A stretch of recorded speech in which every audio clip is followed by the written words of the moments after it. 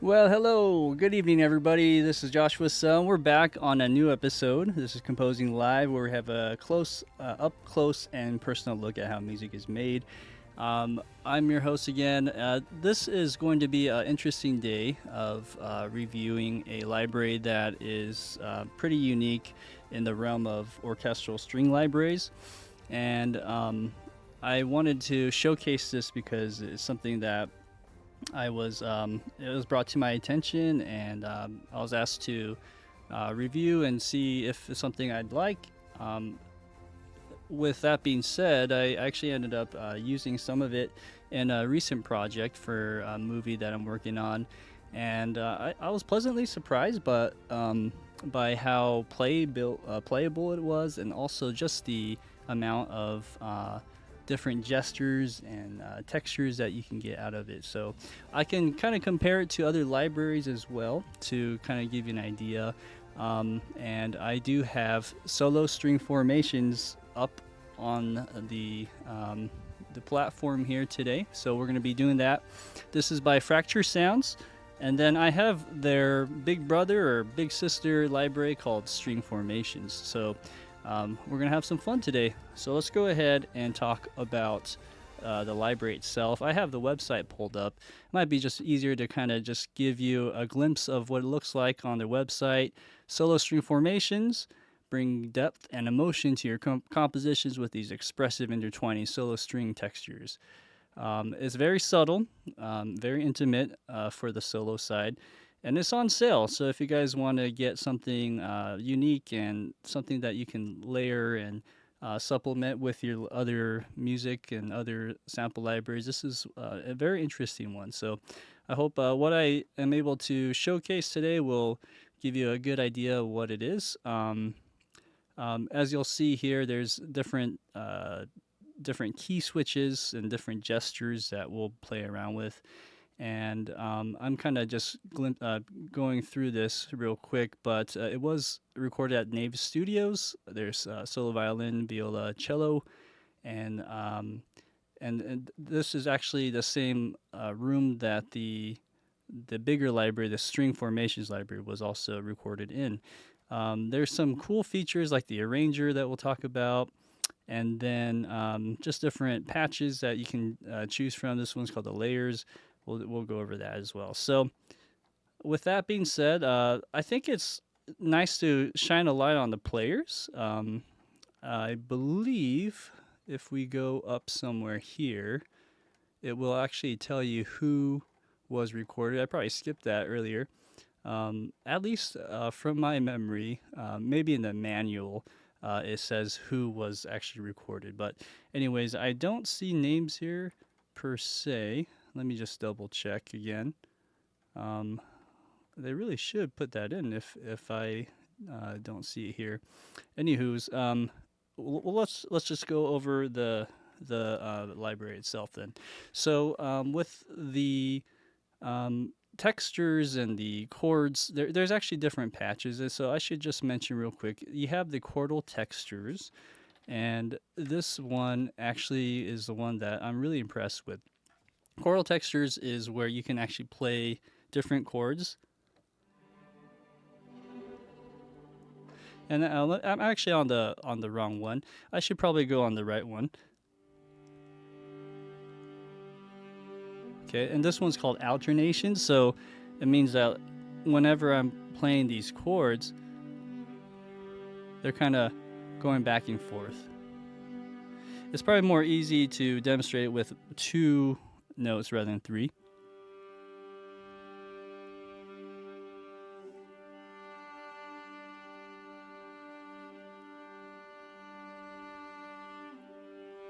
So right now it's just going between that G and D. Okay. And then you have the arranger itself, I should mention right here, is arranged in a way where, so if I'm playing notes in the middle, it'll intelligently find the best instrument to play in that range. So I'm guessing this is like probably viola or cello. If I go down here, this is definitely cello. So the arranger is cool. You can also just have all 3 instruments, so the violin, viola, and cello playing at the same time. Depending on the range. Let me find a suitable range for all 3 instruments. So you can hear all 3 instruments doing this, and it's all kind of smearing together. There's no timing in this, so it's not time stretched and in a certain meter per se or rhythm. It's just kind of like a soup of sound that you can just layer.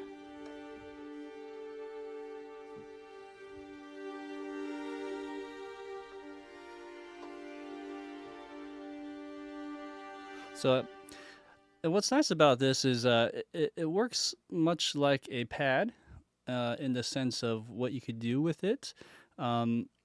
But then, just imagine adding some piano, some intimate piano, or even just like a solo instrument to play along with that.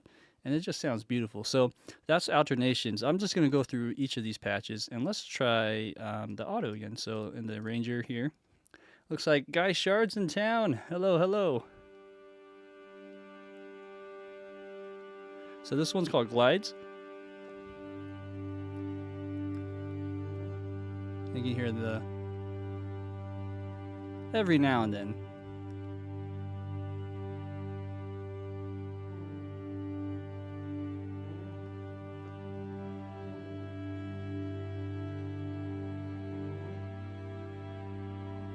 Go minor, major.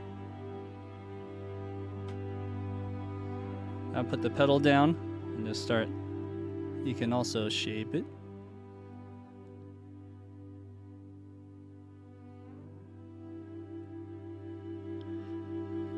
And from my understanding, all of this is done in a random way. So like every time you play, it doesn't start at the same loop or phrase, I believe. Don't quote me on that. From what I remember reading, it said something about that, which is it works differently than, let's say, something like fracture strings from Spitfire audio, which it kind of, I mean, in some ways they share similar things, but they're just, it's arranged in a way different way. Also, the fractured strings was much more of a legacy product that kind of started this trend. Another one that maybe comes to mind is the, I'm slipping that, Realitone, the company Realitone, and it's called Sunset Strings. That library is also similar to what Fractured Strings did from Spitfire, and then this one is kind of the next evolution to me. It's it has these gestures, but then it's very playable, and you can still do chords over it. So yeah. Anyways, let's just keep going, shall we? This is the slow trill.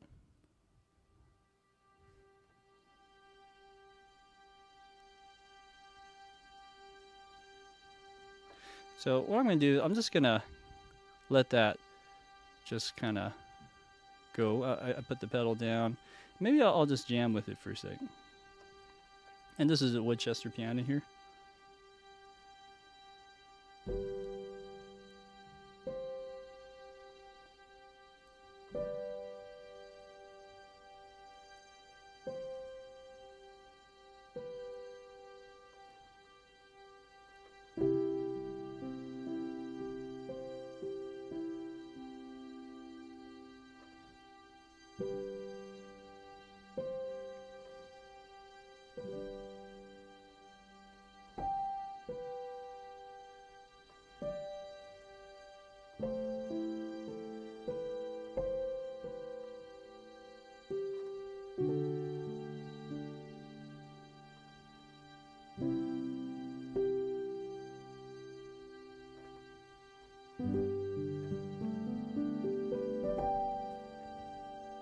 So as you can see, that plays real nice, right? You can, I mean, of course, you could do it just with any string library, kind of just holding it out like that. But there's just something special. These little, just like, I don't know, the nuances of the sounds that you hear. I really like that one, the slow trill. It's so subtle, but imagine putting a little bit more reverb on that.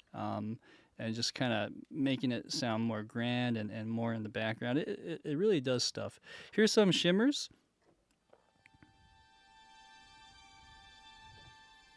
Let me give some attention to the low end too.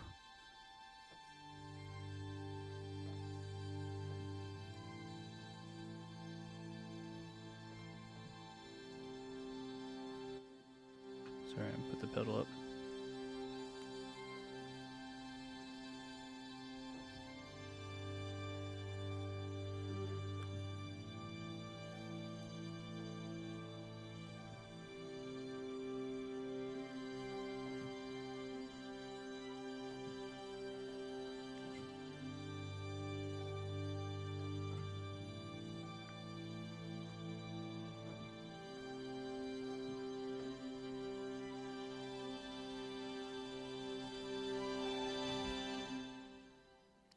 And there you go. So a lot of cool sounds that way. There are 4 more. So let's just go through. And again, I don't have like much of an agenda more than just shining some light on this library. And then we're going to write some music eventually. We're going to record and have it all arranged. But I do really appreciate when a company makes something really special like this. And you know, it's any library, any sample library company just puts in so much timeless amount of energy and effort into what they do. So you know, it's nice to be able to showcase this and spread some love on that end.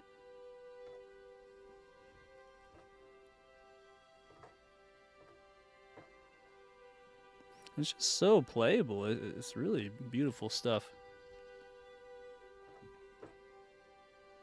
This is flautando, so kind of a flute sound almost. And let's go back to our piano.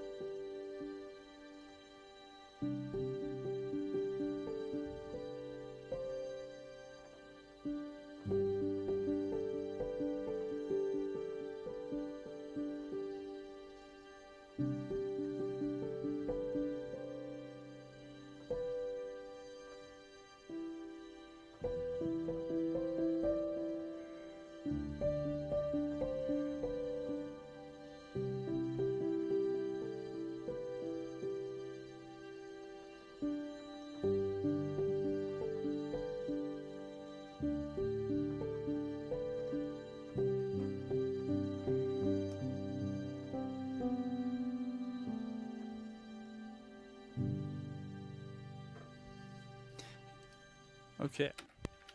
All right. So again, so beautiful. I'm thinking of ways where a lot of the stuff that inspires me when I hear this is more of the soft, the drama, the family, you know, type of feeling. But there's probably ways, many ways to do this where it doesn't sound like that. But I'll play around with that and see if we can do different styles too. Oops, wrong patch here. So let's go back to the chords. Again, the chord textures is probably, in my opinion, one of the most unique things about this library. Again, this is just 3 instruments, but again, they might be layering it. So like, you know, when I'm doing like a lot of stuff here, like this right here, you know, there's probably like 2 stacks going. You know, this is way more, of course. So it's not just 3 players playing at the same time, I mean, or only 3 players. It's kind of stacking itself, but it still sounds full. I mean, eventually I'll go to the string formations library, which looks like this. If you're curious, it's a little darker interface here, but nonetheless, also really cool. And then we're gonna just kind of play and compare those 2 together. But going back to this real quick, so we have the flautando glides. Let's try some trills, and maybe on this one we'll go a little darker. Let's try.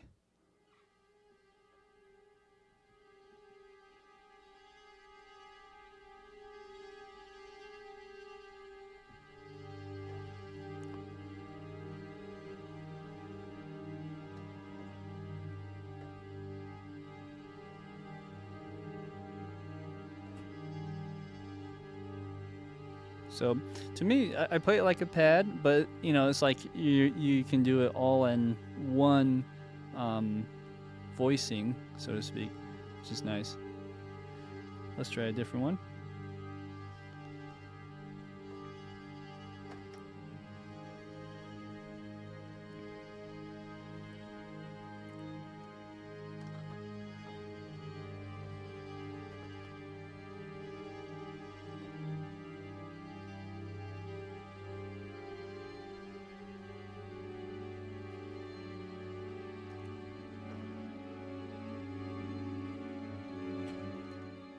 And let me know if you can hear that okay. By the way, I might bring that up just a little more.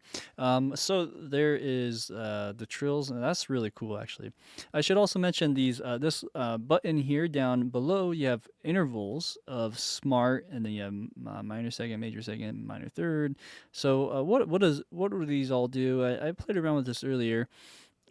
So for instance, if I am doing, like, if I want to be more specific and assign it to just minor seconds, I think if I press one key, yeah, so just one key will do the transitions,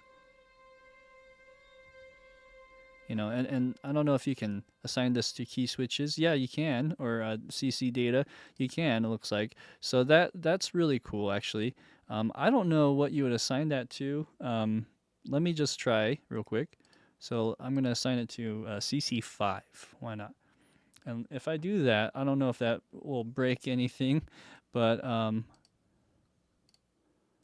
yeah, so I don't know if that actually does anything. You can right click it, but it's not doing anything when I assign it. Let me try again. Okay, let's see.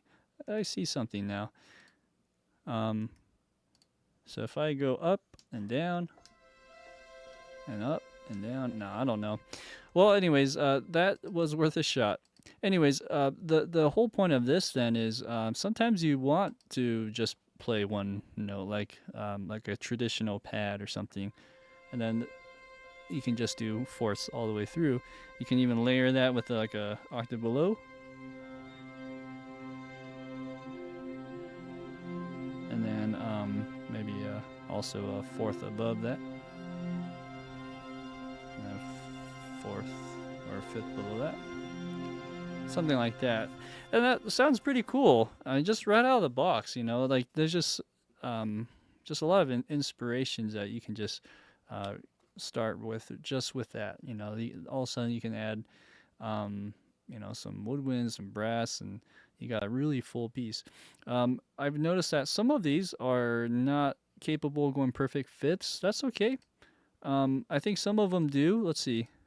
Like if I go to alternations, this first patch or this first key switch, you can do perfect fifths, which is pretty sweet.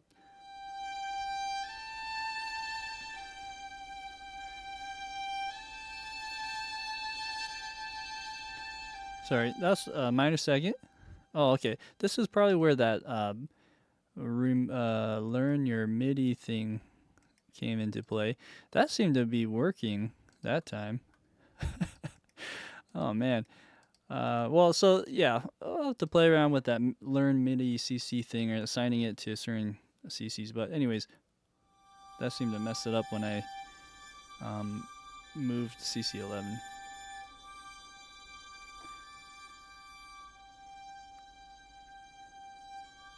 Right. So yeah, fifths are cool. Let me think about that for a second. So fifths. If I were to go, let's say C, and then I'm thinking fourths up, or even, okay, let's do this. Let's go E flat, C and E flat, and then it's gonna go to B flat. Oh, that sounds cool.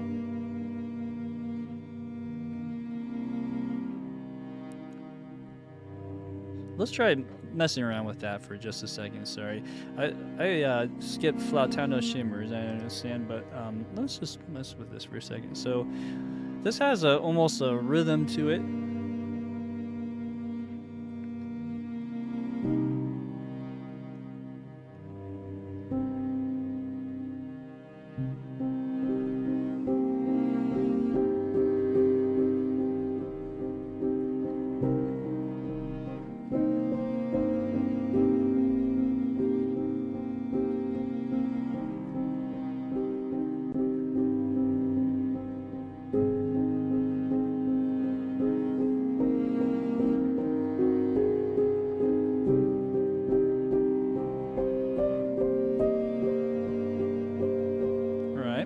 And you can maybe mess around with like a different thing. Like let's just say I put some,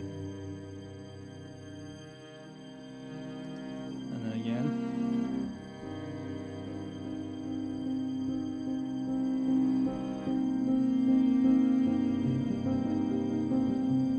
Like a cacophony of sound. Now I'm gonna stop this for a second. The one thing I should point out is I should say I wouldn't treat this library like a rhythm-based one, although you can. The only thing about that is it's not time stretched to anything. Like it's not tempo synced. So if for this alternation one, let me just double check if I said that right. I believe it's the case. There's like dynamic releases and whatnot, but I wouldn't treat it like that. I would just treat it more like a cacophony of sound. And I mean, that was beautiful in itself. You could probably render that MIDI, the MIDI to audio, and then you can probably edit the waveforms to fit like a rhythm or a tempo, where you're doing eighth notes or 16th notes and whatnot too. You could probably do that, but it's a lot of work. The flip side though is they sound great right out of the box. So if you are planning to maybe want something that's more tempo synced, you can, but it's going to take some extra work on your part to do that. At least for the some of these, like the glides and alternations. Let's go back to this last one. This one's called Flautando Shimmers. Oh, let me try this again. Okay.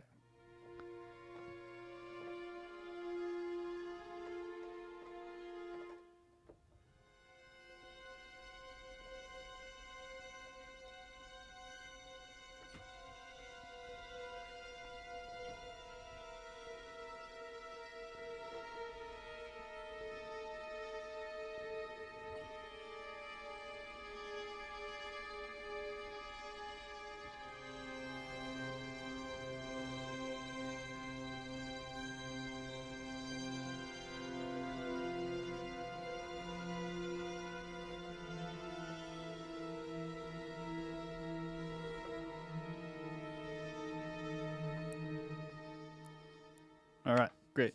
So again, yeah, some things to consider is just the idea of the tempo sync versus just thinking of it as a pad, so to speak.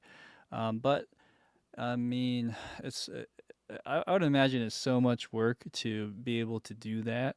Although, you know, if we maybe suggest it to them, that might be something that would be we could make happen. Who knows? But again, no pressure, guys. From Fracture Sounds, you guys are awesome. I think with this, you can do so much, anyways. Just a thought that I had with that alternations. Okay, so that is the Chordal Textures in a nutshell. That is the one that I think is the big selling point for this library, although they do have these other two great patches as well. But this is the big seller right here, is the being able to switch between chords, make it playable. The main ones being the alternations, maybe. The glides are really cool. They're all really cool. But those are the kind of the ones that you're like, ooh, that's really neat. So like, let me try the glides one more time.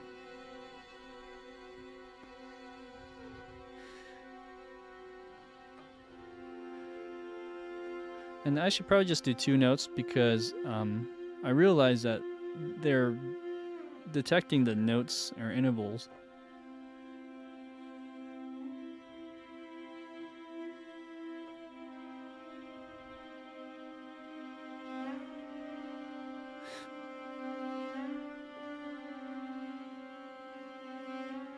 Yeah, so anytime you play two notes within the perfect fourth, at least on this one, it'll using that smart detection, it'll just do it for you, which is really cool. Yeah, you have to use your ears. You have to kind of just get the timing right and play around with it and experiment to get the best sounds. I should mention here there's some layers as well. So yeah, the magic behind this is something that you kind of have to just break down.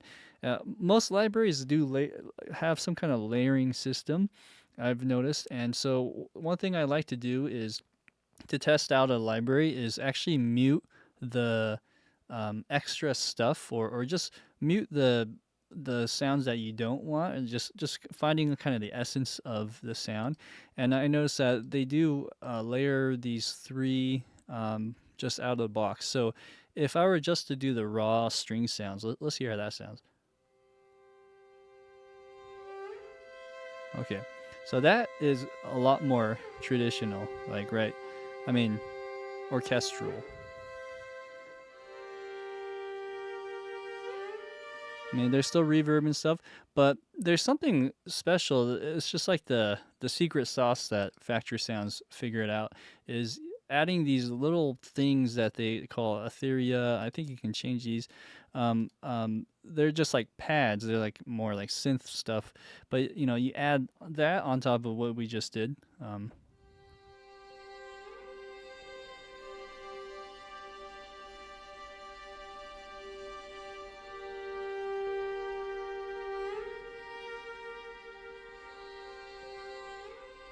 Anyways, you can hear it. It's very subtle, but those are things that I kind of look for as well as just, you know, you can mute it and it sounds great. I mean, that the raw just by itself was like, whoa, like, man, it's just so nice to be able to hear that under the palm of your hands while you're playing just some ideas. Um, Again, you know, think about the money you would spend going to a recording studio, hiring the players to do these kind of things that I'm just doing right from the get go. So there is definitely advantages to just being able to do that as a composing tool. Again, when you turn this off, you hear everything. So maybe just try a few other ones. So let's try the Flatando trills here.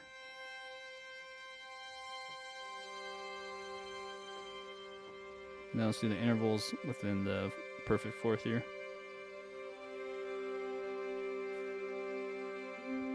It's still really cinematic.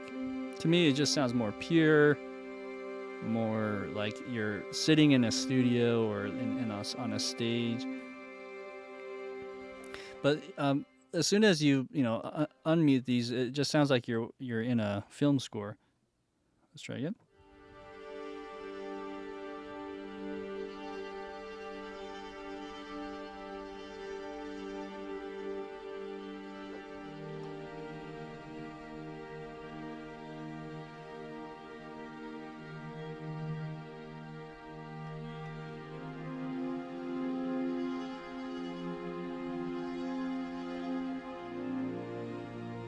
Maybe I'm not using the intervals the best way in the maximizing the fourths or the seconds, but I mean, it still sounds great. That's probably more how you should use this.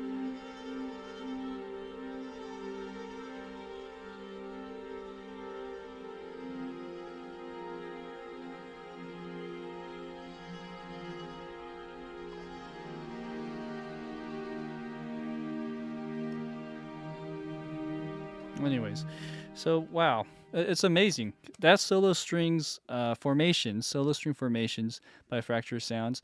I'm just gonna go to before going to the other patches real quick. I just want to compare this to the Big Brother Big Sister Library string formations, which is ensemble patch of this.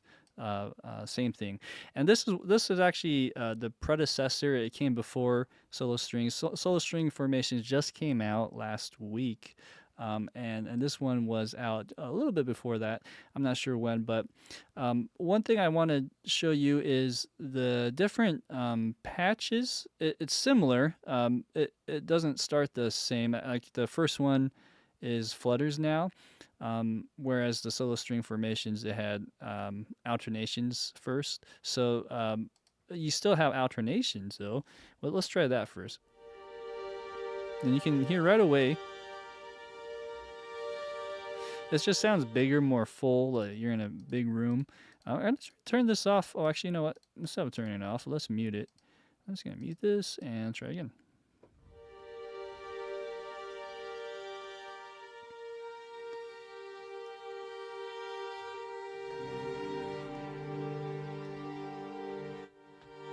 Sorry.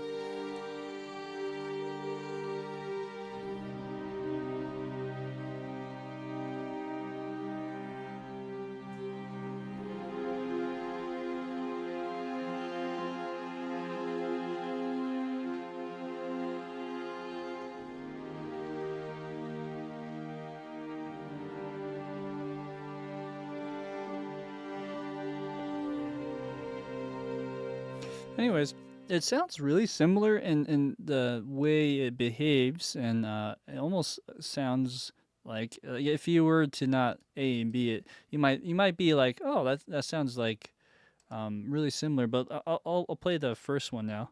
Let's see. Make sure that we're on the same one. Alternations. So I'll do something similar here. Yeah, this sounds a lot more intimate, more kind of stripped down.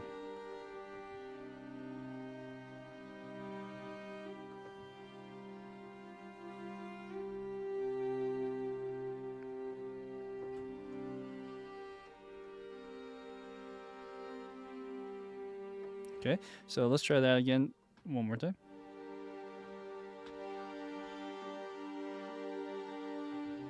So this is the Big Brother one. Big Brother, Big Sister.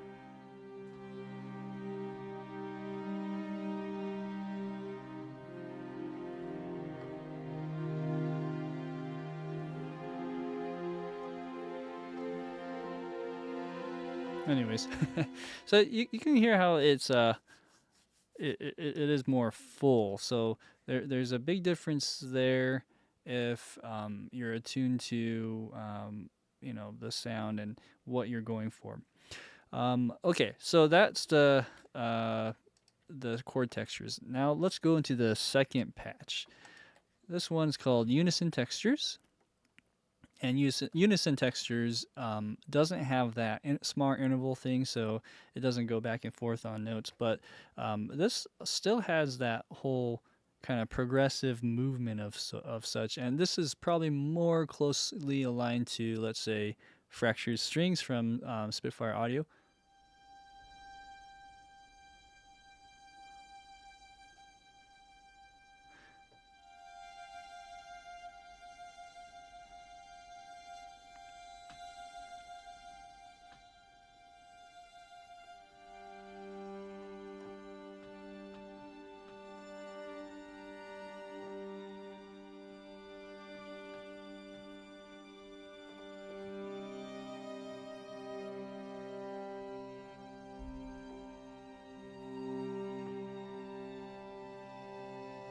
Anyways, you can just play around with this for days. Let's move on. Now again, expressive sustains. You could play it like the way I just played it, or you can do it more like pads. Maybe I should try that for a second. Let's go 2 octaves. I like G. For some reason, I'm on a key of G kick or C, something with C minors. Okay, let's go to something else, shall we? trying to think what I could do. Let's go to horn. I think I have some horns loaded up here. Nope, I don't. Let's do, I think I have a solo horn. There you go.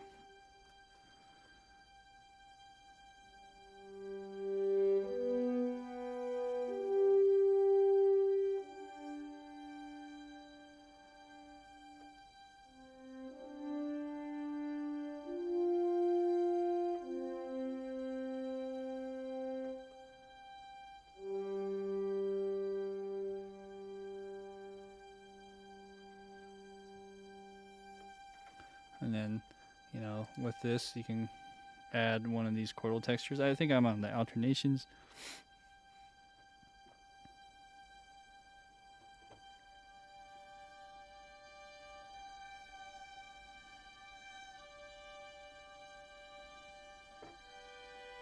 Let's try that. Okay, I'm going to keep that going. I just put the pedal down, and then it's just going to keep playing forever.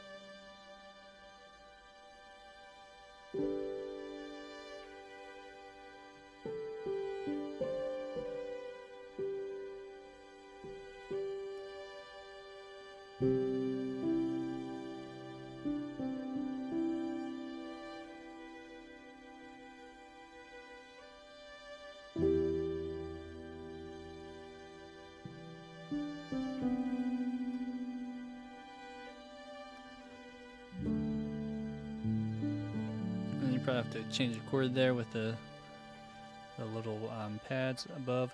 But yeah, that is so fun. Yeah, I could just do this all day. Hey, Emperor of Cheese, hello. Welcome, welcome. You know, I think I want to make sure my browser chat overlays on. Okay, it looks like we're good. Okay, so with that, I think we're ready to just mess around more and maybe eventually come up with a composition here, but I'm just having so much fun. Sorry, I'm always on the wrong patch here. As you can see, there's just so much that you can do, and I'm gonna maybe skip forward to ones that we don't play often or hear often as much. So things like consordino, you can kind of guess what that would sound like. Regular sustains, flowing sustains sounds a little different. Let's see what that entails.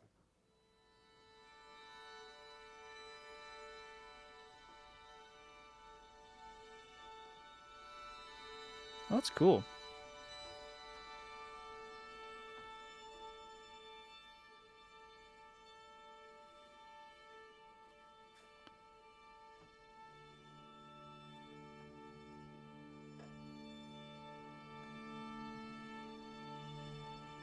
Let's try this idea real quick.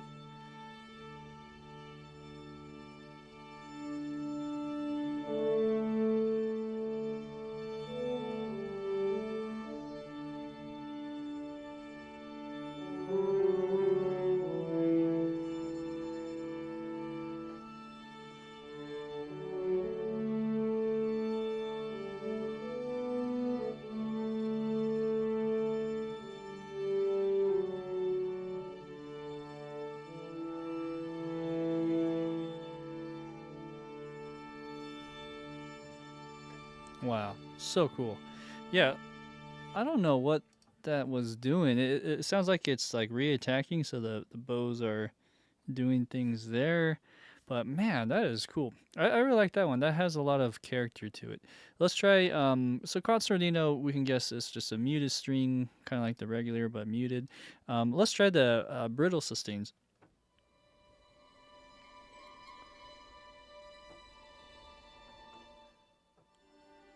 Let's go a little bit more mid.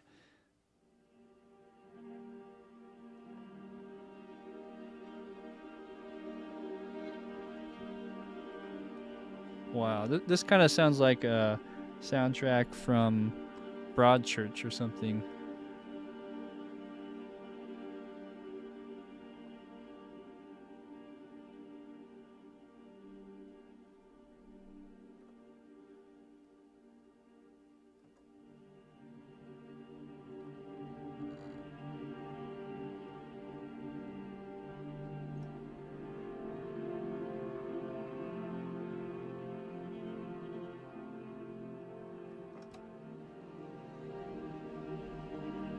Wow, this is cool. It's kind of like muted.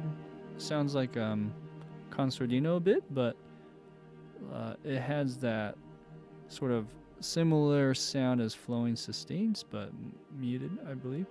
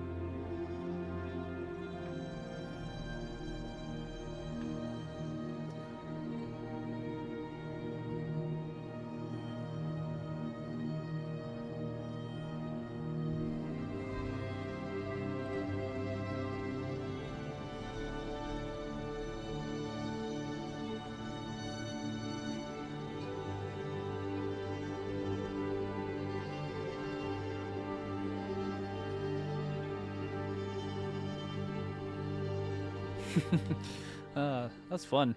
Yeah, you just mess around the whole time, and what's the number one thing about this is this very inspiring. These sounds are just like whoa. You're just like wow. I'm playing this. It doesn't feel like it's just coming out on a keyboard. Anyways, it's really magical.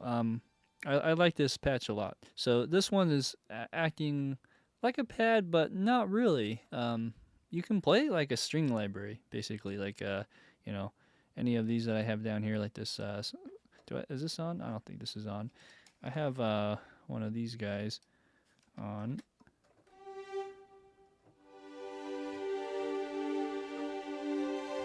Right. Compare that to this Unison texture. Let's go to regular.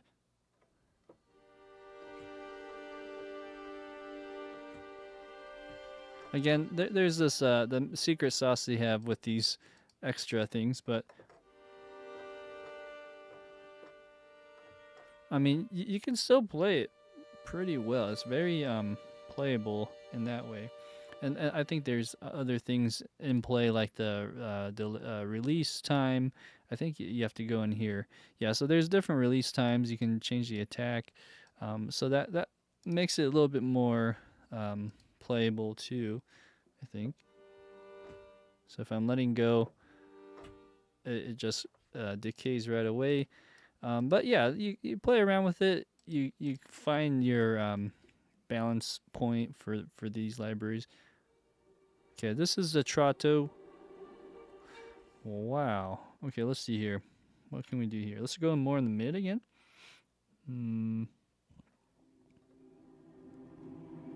is it a major key?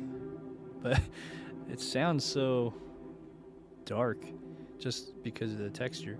Um,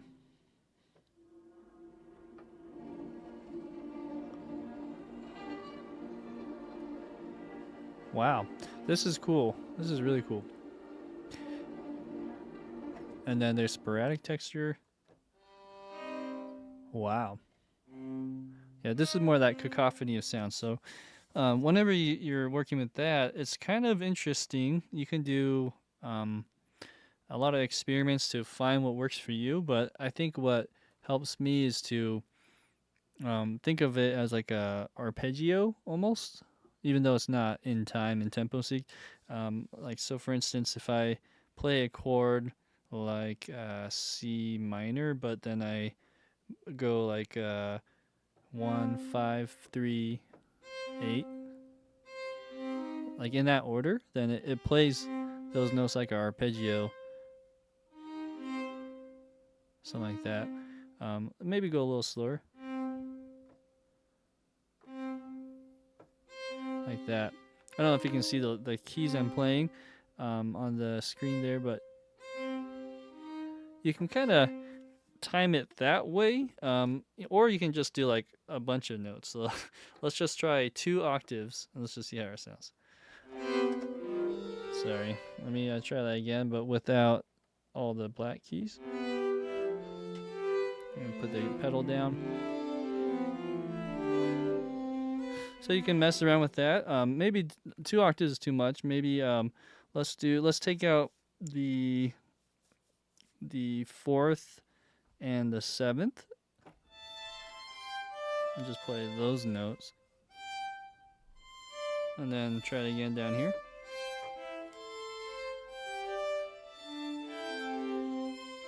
And then one more. We can go 3.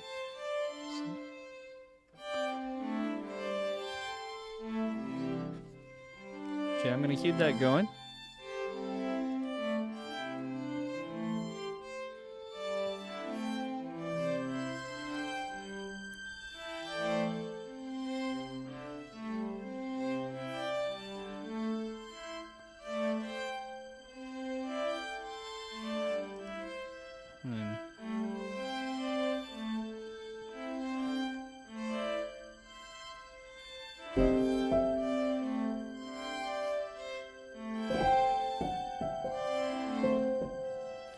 I should probably keep aligned with those notes though.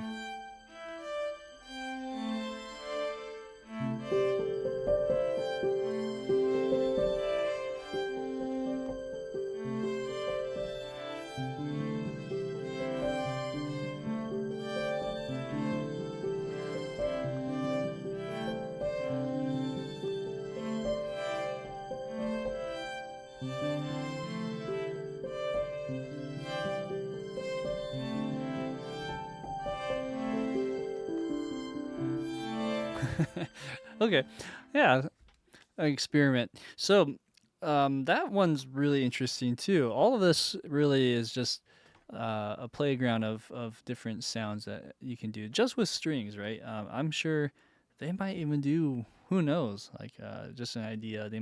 You could do something similar like this for woodwinds, for brass, for guitars. There's so many things you can try in this same array, and it would be really fun to see what they can come up with. I mean, no pressure, guys. This is plenty to play around with still.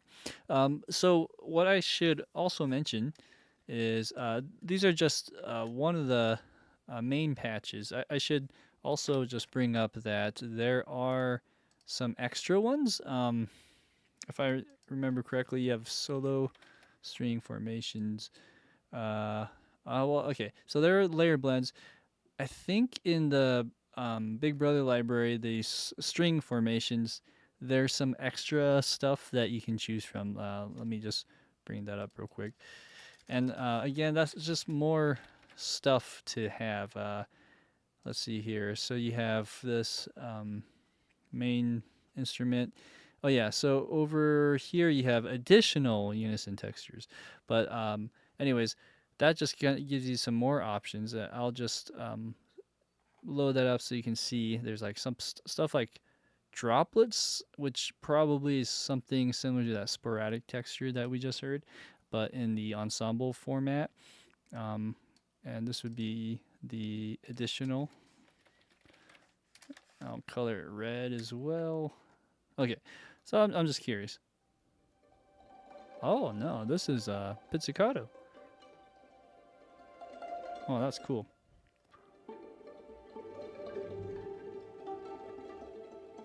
Okay. Anyways, very cool. Very just a lot of inspiration. Last but not least is the third main patch from Solo String Formations. And this one is really cool because I don't know if you've followed some of their other things like the Blueprint series that they have. They just came out with one called Electric String, and I believe it's free. Check it out. You can get that one, and I've played around with that, and then playing it with that kind of gives me an idea of how this works. But basically, you have 3 layers. These layers have more of a pad plus something else. So Flurry is part of the pads, Solace is part of the pads, and Equinox is part of the pads. But I think there's some snapshots, so you can go here, and snapshots will give you some ideas. So like Dong Chorus, one of these is the string one. Yeah, okay. So you have the regular sustains. So it just sounds more synthy, I guess.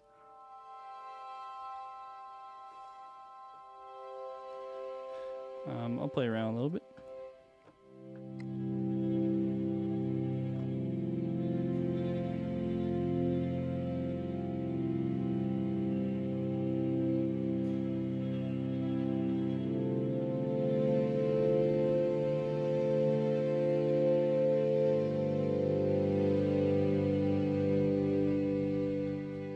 And use your little expression wheel and all that stuff to make it more expressive.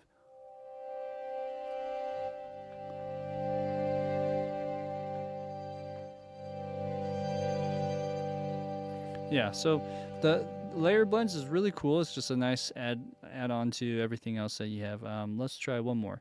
Let's try the tidal strings. Sounds fun.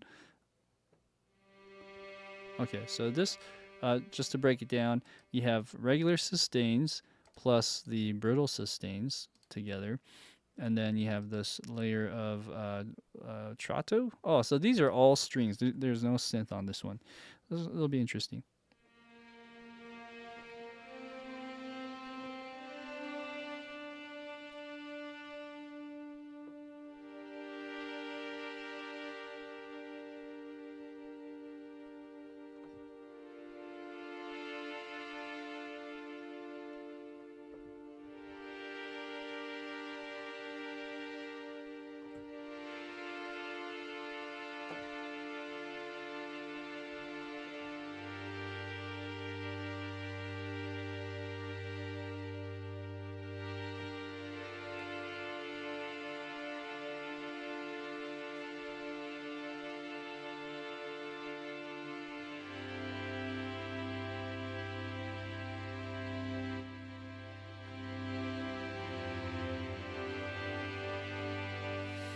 Okay, so I think I have a good idea of what we could do for music today. Of course, there's a lot that I haven't really touched on, but I hope that gives you a good idea as for the sounds and what you can expect. Because the title of this video is Solo String Formations, I will focus most of my feature of the sounds with these libraries. Not the one string formations, but I might maybe add 1 or 2 layers of that too. So the focus again is not with this one, but with this one. But it is nice to play it side by side so you can hear the differences. I hope that helped. So let's go to some ideas for today on what we're gonna write. What time is it, by the way? It is 8:56. Okay, so I'm just gonna spend about an hour then writing something today, and I hope you guys are having fun here. If you guys have any questions too, this now is a good time to ask away if there's anything that you have you're curious about. Let's go to we're gonna do some piano and strings for the most part. What I'm gonna do first is just come up with a concept. So, are we are we feeling dark? Are we feeling light? How are we feeling today?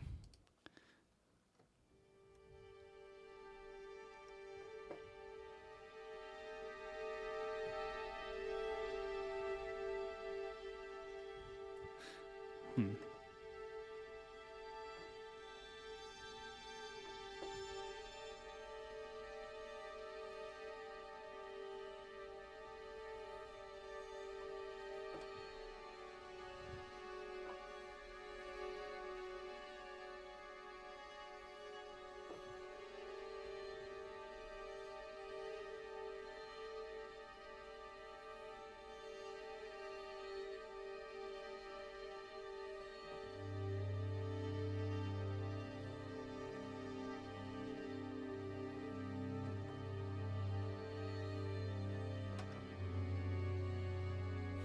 Trying to make use of that smart interval, so it's playing 3 separate things. Hopefully, it's detecting it all. I think it is.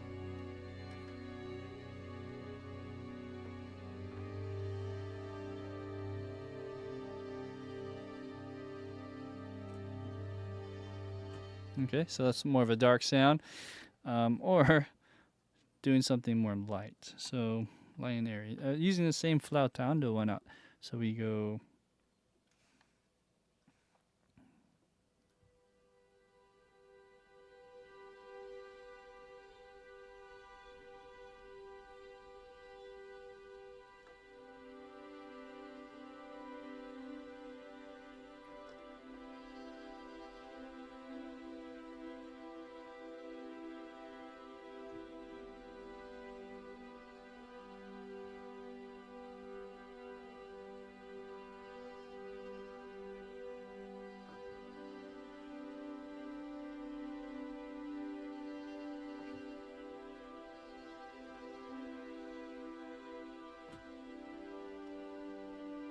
That's beautiful, man.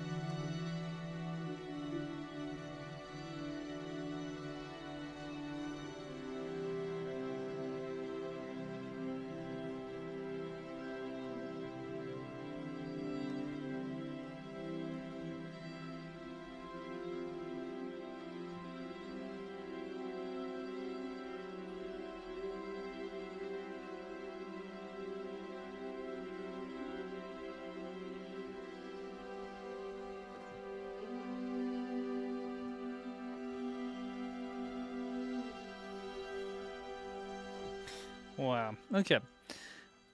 I don't know. I think I'm feeling a little bit more cheery and more hopeful today. So let's write let's write something like that. Man, it's just there's so many ways to go about this. I'm like, hmm. I'm feeling a little overwhelmed. So what I'm gonna do is, rather than playing to a grid, I'm going to just freeform it for a bit, and then I'm just gonna record. So let's turn off the click. Okay, good, good. And then what we're gonna do is we'll put the click to what I record after. So we have some ideas there. That was Flatando. Okay, well, so we'll start with Flatando again. I really like that one. Hmm.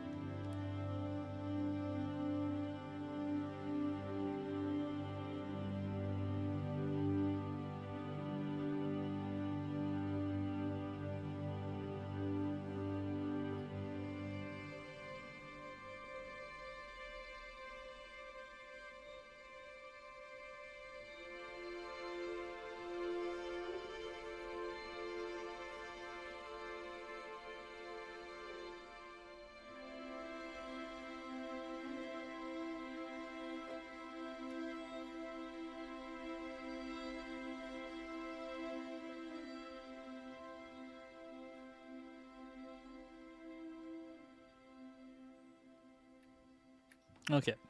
All right. So there's some things there that was fun. I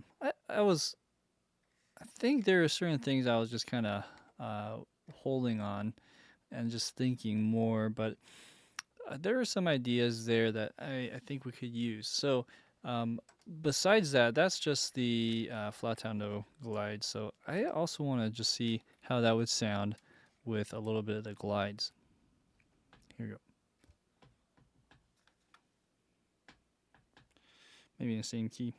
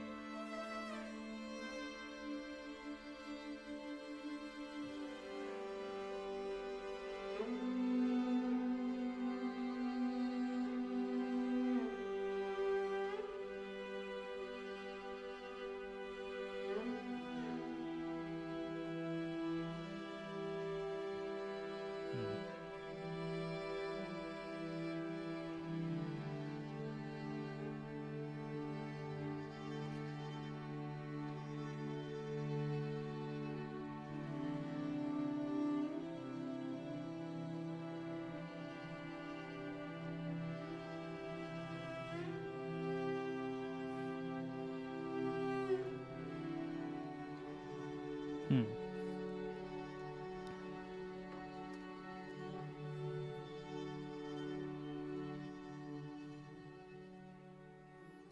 Man, so cool. I'm thinking here, what's tricky is the intervals to at least get the glides working. It has to be within a perfect fourth. So it's a little tricky to try to come up with things that are two hands at least.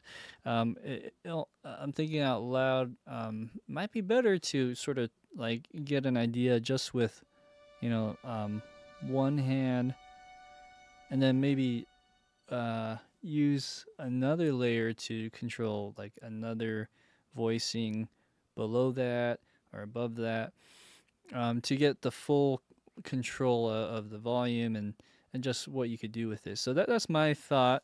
Um, I mean, it's so fun to be able to just play it together though, but there is a limitation on the perfect fifth. I mean, man, it's asking a lot, right? To just be like, oh, why isn't that available? But it is for certain patches. So like for this one kind of gives me more options. So man, I just want to keep playing around, but we'll find something.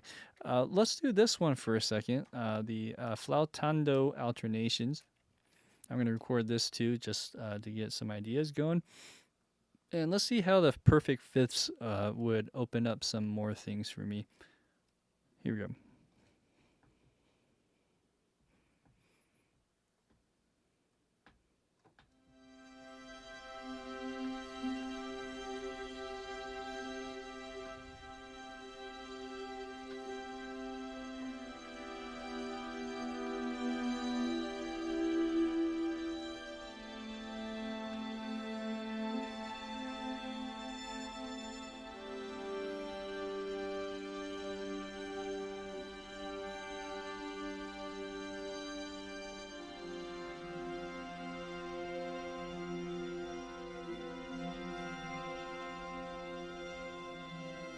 And that's not a fifth.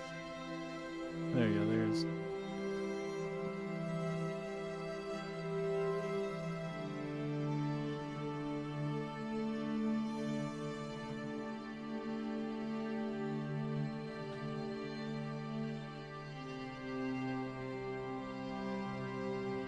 So you can do a lot more, of course. Adding that fifth just opens up some more doors and options as you're kind of thinking how to incorporate, the alternations within that interval. I mean, you can still play outside of it, just it doesn't activate the triggering. So I should stop that recording. Anything else? Let's see here. Yeah, so those are the main ones that have the perfect fifth, the alternations. Everything else has fourths. So that's something to just keep in mind. as we're doing this, because then if I were to just play or record something from this library, um, yeah, I probably would want to do something with this and then try something else with it. So, anyways, um, lots of ideas there. Let's go back real quick, and I kind of liked what I was doing in the first one per se. Let's see here. I think it was this one. Oh, okay. Although I think I had on this one before, so I had flautando glides, and I guess you could key switch it. So this one is whatever that note is. That's F. So we go. There you go. I think that's it. Yep. So this one, this F0, is playing all over, basically all over this.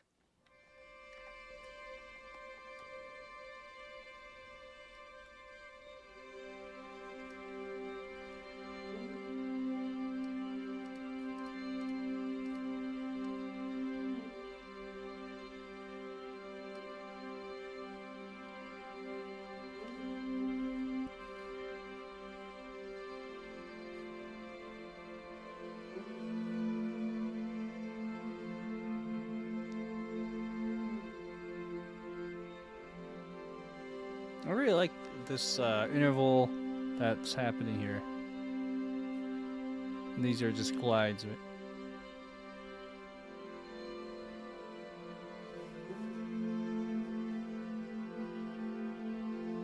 Okay.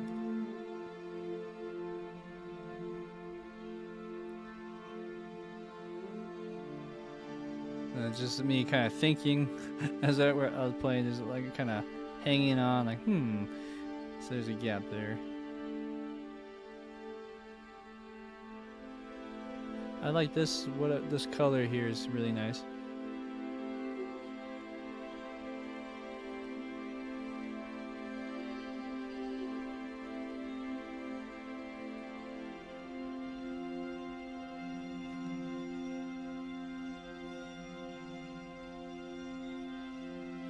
I could probably move that in closer.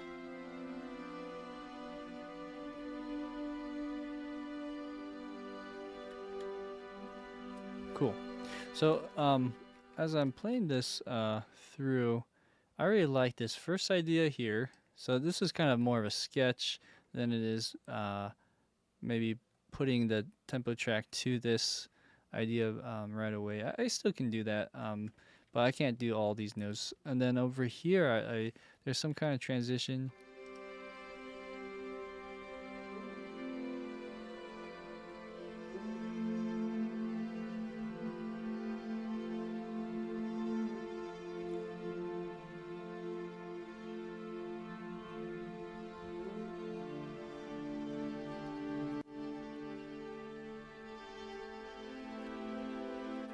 Yeah, so I don't know if the D is the best. Let's see here. So we're going.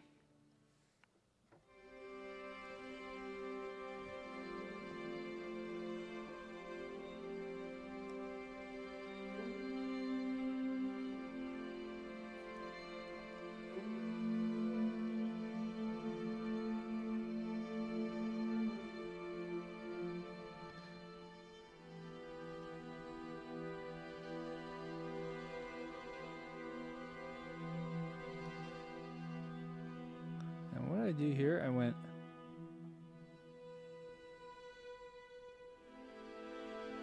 So I went E minor.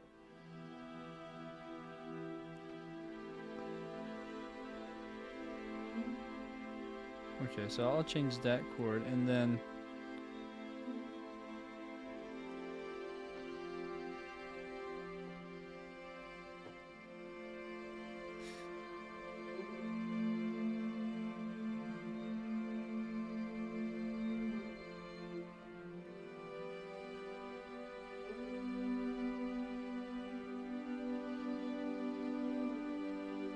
Okay. It's tricky because I'm thinking, in terms of this interval thing. I don't always have to do that, I know, but it's messing with my choice of notes, and it's kind of interesting. It's like a game to work with the sample library. Okay, so let's do this. Um, Judging by what we have so far, let me put this actually in front of it, and I'll mute this, and I'm gonna put this on measure 100, so that we have this starting there instead. And then we're gonna change the tempo. So the way to do that here is going the opposite way, is putting the grid to what I played, but only just for the first few notes. I might have to like, this will at least get me set up for being able to play then the rest of it. So let's start this on 101, measure 101, and then I'll put a click to that. Oh, actually, no, this is not, this is just a key switch, right? Oh yeah, so the first note actually is way over here. There we go. Okay, so that's your first note on 101, and then I'm gonna put a little tempo track here. Okay, and then we're just gonna stretch this accordingly. So this one goes to about there. 3, 4. So it's kind of a fast 4, so I can put this in 2/2 cut time.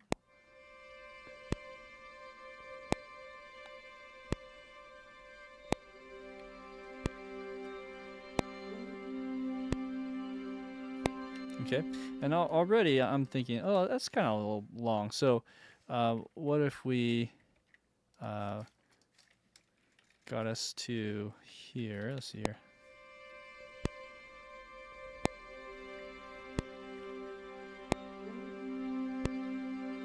And then switch it like on the next part. So that's probably all we need to do actually with all this.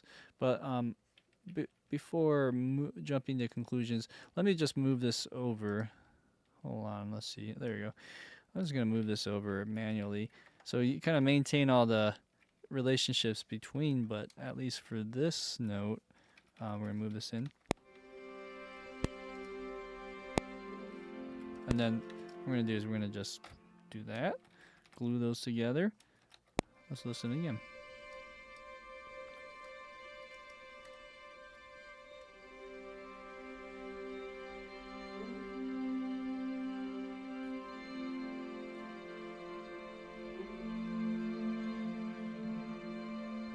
And then do it again here.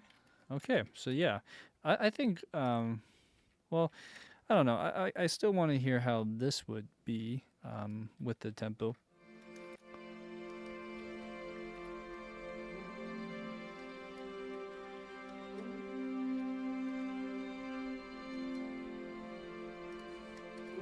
Good.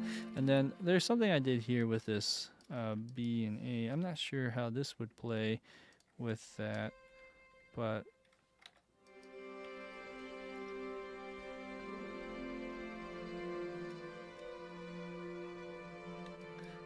I see. Okay, so I'm just gonna put this in the right spots now,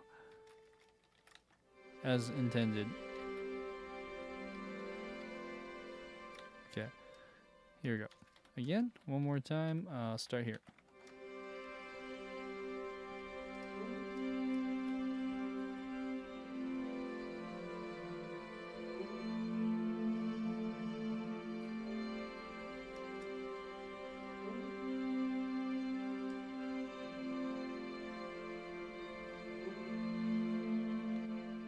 Yeah, so I almost feel like it needs something here still, so I'll do kind of a same move.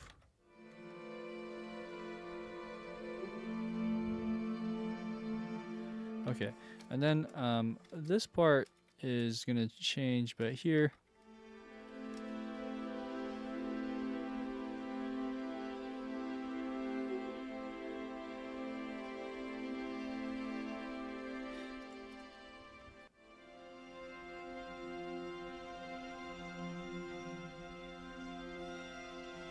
Okay, it's a bit too slow for my opinion. So I think we're good. I think we can now just move this back to the linear mode, I believe it's called, or time-based. I always forget musical mode. This is called musical mode.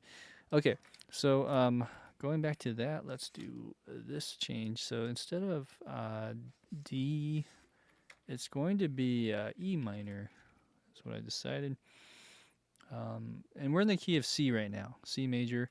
So we're going to just go whoop, and change this to E minor. And we do need to think about, at least if we're wanting to incorporate that slide or the glide, we have to go within a perfect fourth. So let's think about that. What if I went up like this?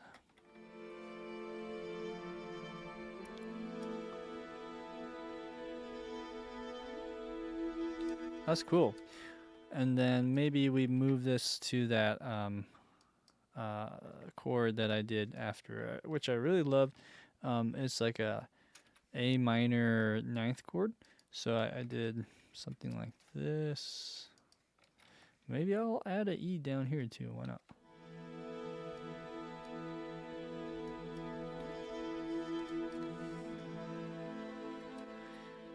And then, did I do that? Let's see here.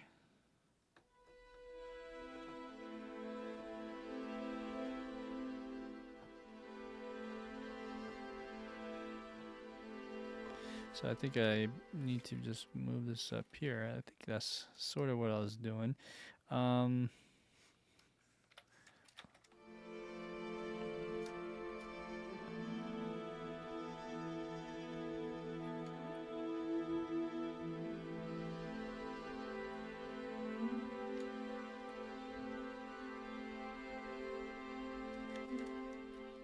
Okay, all right. So now that we have some kind of framework, I can probably speed that up to 90.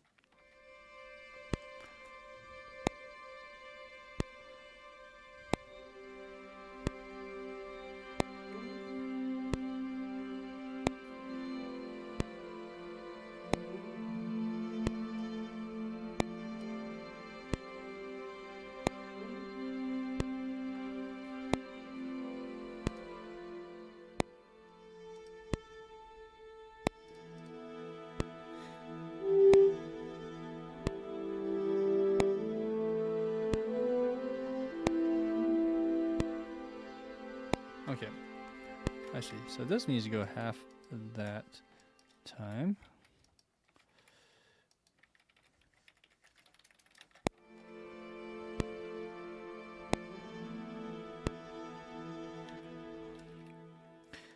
I think that was interesting to add the A, but maybe let's go true E minor. Maybe go up.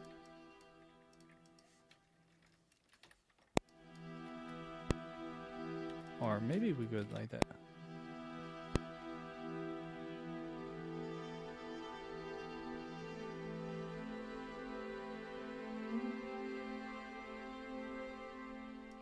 Okay, and then we have this last thing where we're extending it out to a F4 and 5 chords. So F, I should just copy that.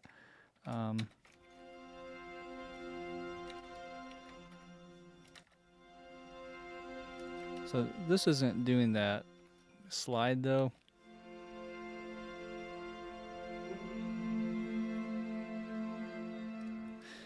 Sometimes the slides are so rhythmic that it sounds like it's playing, like you're actually programming that too. So it's a little tricky.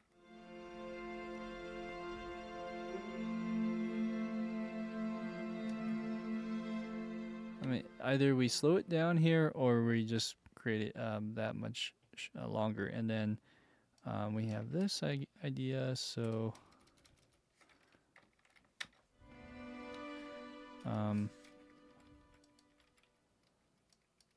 let's try going to 2 beats. So like this.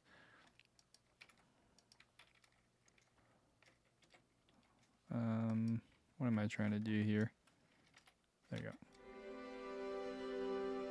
So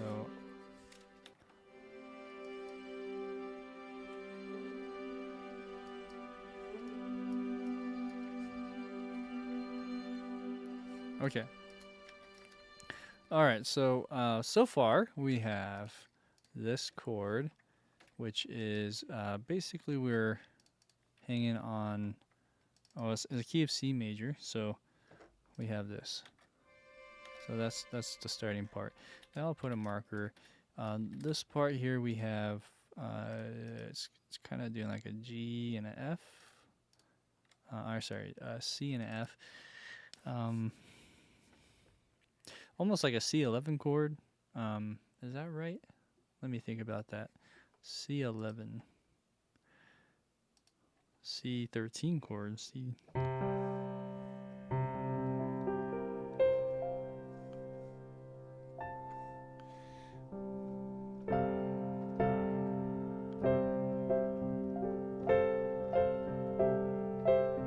It's kind of doing that but on the lower octaves with that. So however you want to say that, like a F over C or something like that.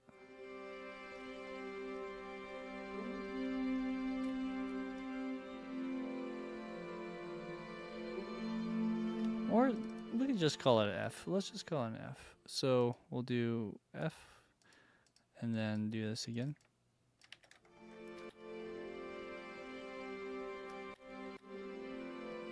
And then you got your E minor here.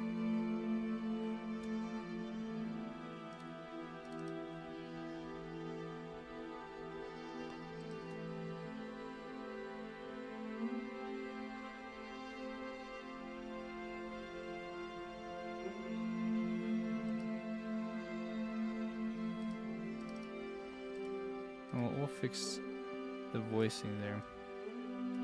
So this one is kind of weird. You have the time signature going 3-2 right there, and back to 2-2. 1, 2, 3. Just a retardando.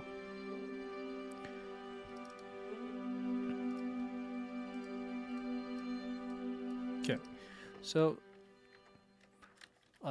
adding on to that, maybe we do something again like this.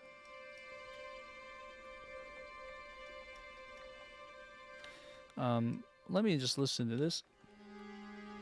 Oh yeah.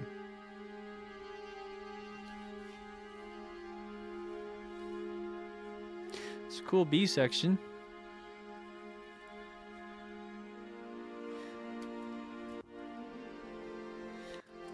Anyways, going through that would be interesting. Maybe on a different part, like let's say the I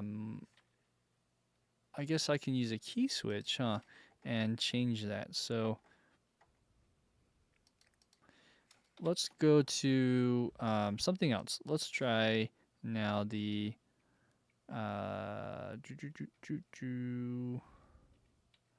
so is this changing anything? I don't really see it changing.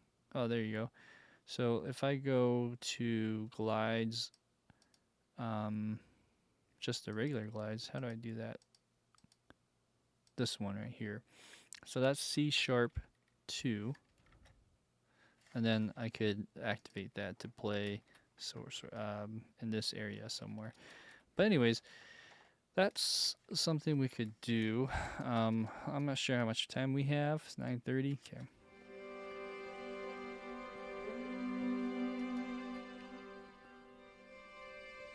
So let's go ahead and try a different texture. So right now this flautando. Flautando is softer. So maybe here we activate the just the glides, the regular glides, and we do something like this. So maybe take that out. Let's take this and put it here instead. Let's see what we do.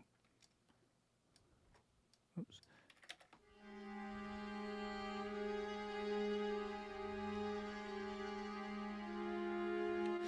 What's cool is this is gliding, but the bottom one isn't. So if I wanted to try something like that, this is a perfect fourth.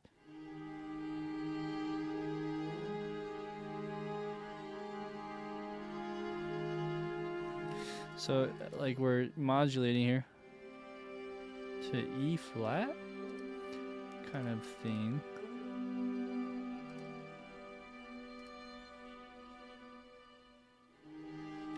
So, and then that's interesting what I'm doing here. Maybe I change that up to something like this instead.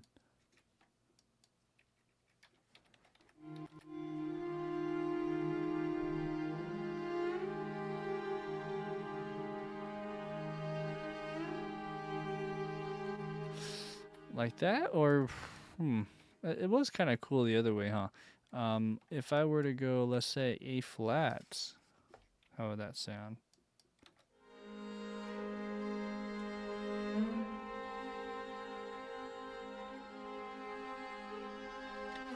That's cool too. Whew. Okay, I kind of like that A flat better. It's not as dissonant, which in this type of composition, I don't think it needs to be. So we'll stay more consonant here and.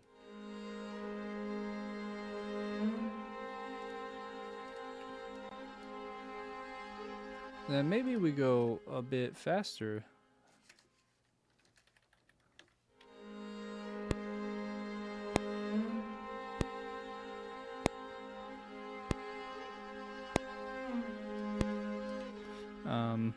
Maybe I'll just record it now at this point. So we have.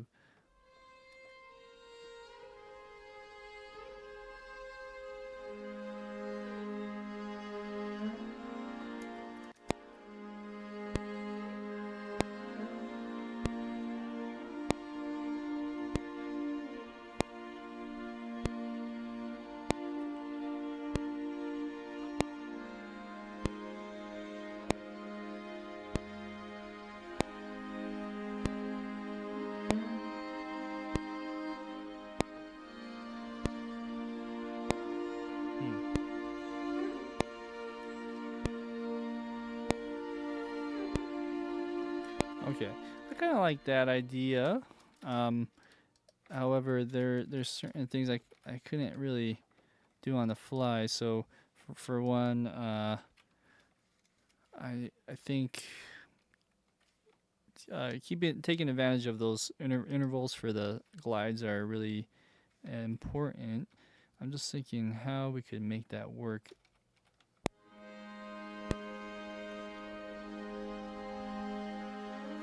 And then right here, maybe just go down. Yeah. Reinforce that bass. And then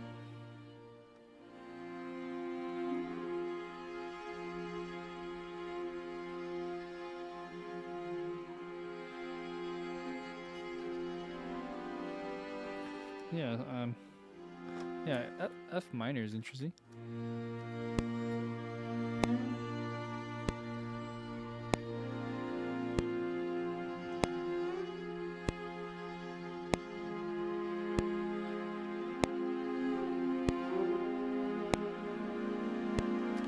Yeah, something like that.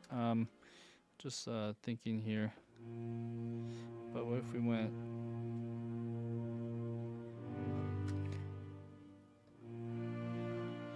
What if we went?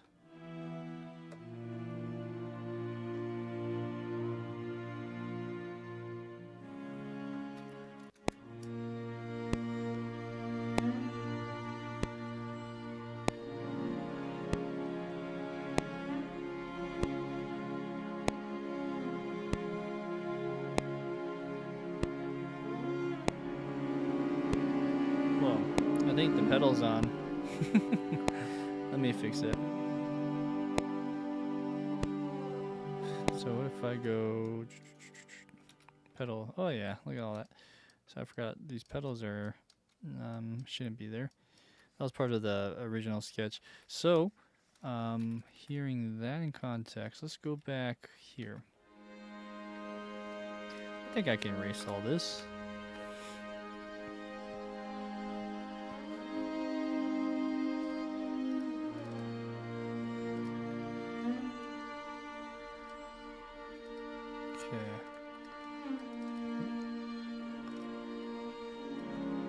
do like our Neapolitan chord here.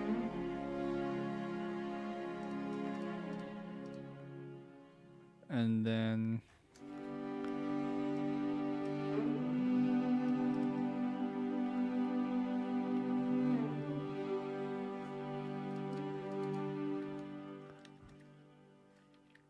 okay, then we'll come up with the ending.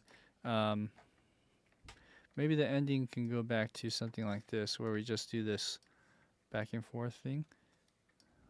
Let's just hear how it sounds. Oops. Maybe we'll do a retardando. And then go back to our regular tempo. So this one, 90, 84.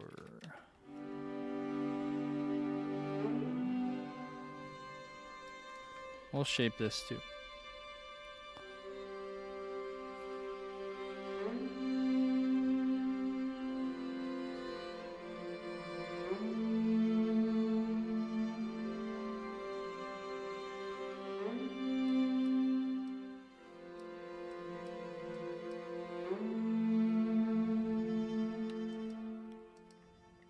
Okay, and then one last thing is we're going to hang on the F.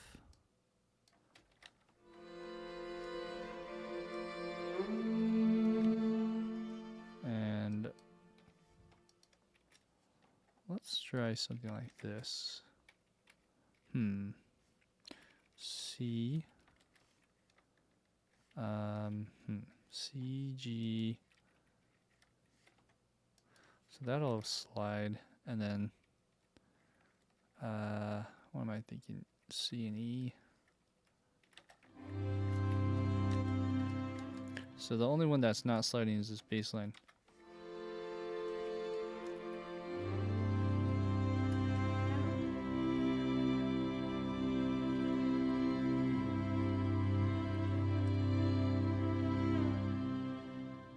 And then we'll let that die. Okay, so I think we're at a good place to have this framework ready so that we can add in other things like horns maybe. I thought the horn was kind of a nice thing. We could also do piano, of course, and see what else we can do. So let's try putting this all together somehow. So what's really important is add the chords so that you at least have some kind of guide. There's some leading notes or, you know, kind of passing tones, which are always hard to remember. So that's something to do, keep in mind. And also make sure there's no overlaps. Delete overlap. Okay. So timing wise, I think it's okay. I could probably go a little bit faster. Sometimes it lags a little bit, so maybe let's try that. 94. We'll speed up just a bit more. And then I'm just going to make some markers so I know where the sections are. So you got your A section here. Let's call this A. Let's call this the B section. And then we'll just bring it back to like a coda A section thing. Whoops. So there is the nice little texture library. So as we do this, we can shape it. Maybe we shape after we come up with some meat and potatoes or melody, so to speak. But let's add this unison texture. So let's see what we have here. I really like these unison texture patches as well. It's really cool. So we have, let's say,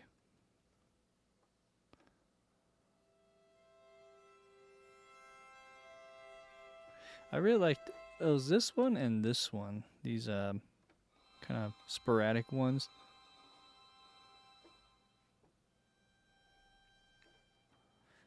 Okay, let's try this one.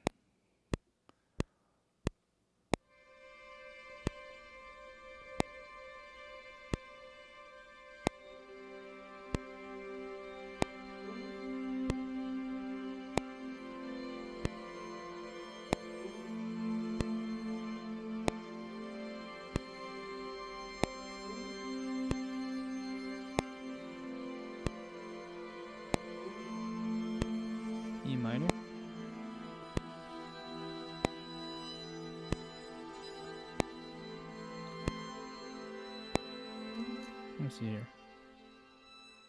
I see. So I'm going too high, I think.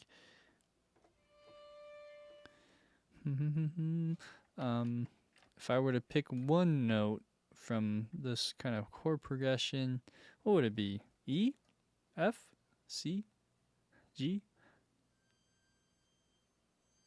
G works for the most part. Then you have this A flat. So,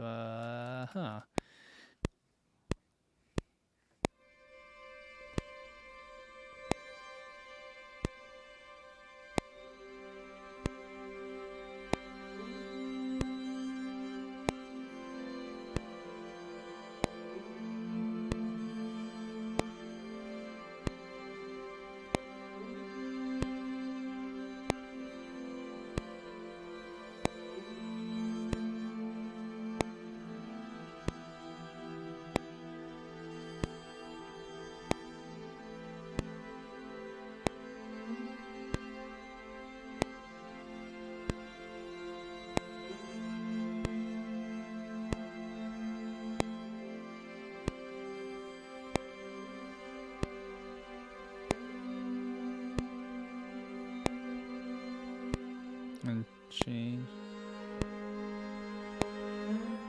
Okay, good. I'm gonna record that, or do a retrospective record on this one. So this one is doing this. A flat, B flat's always a weird one too. For what's the best note? E flat, C, C, B, B flat. Man, that's a tricky one. Let's see if A flat works throughout here, and then I also added some little faders. Let's see. I'm not sure how I'll ride that fader, but at least for this part.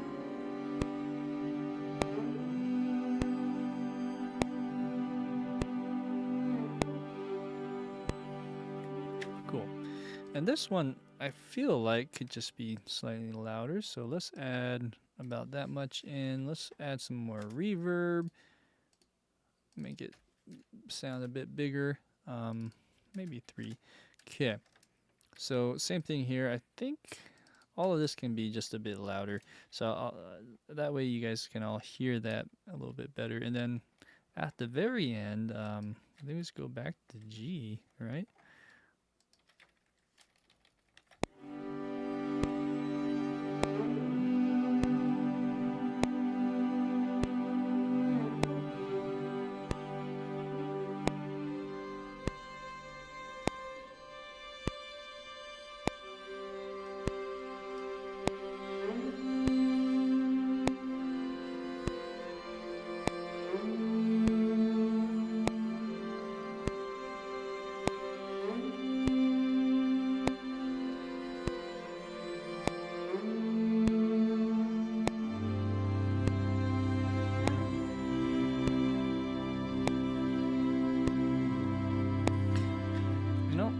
I feel like this can go just a little bit longer. So what if we did this at the very end? But yeah, kind of just add more bass like we're doing right now. So let's see. And then towards the very end, we'll just kind of let it hang. I feel like it just needs one more like that. Okay, so did I have it in the right spot? Maybe not. Should probably be, let's see, F, C, F, C, F, C. Is that right? Oh, okay, this is just too long. Okay, so C, F. Okay, so let's go and change this up. Yeah, this will be nice. If I go and change the voicings this way, it'll work for the most part. If I did something like this, okay, we could probably put the C down there still.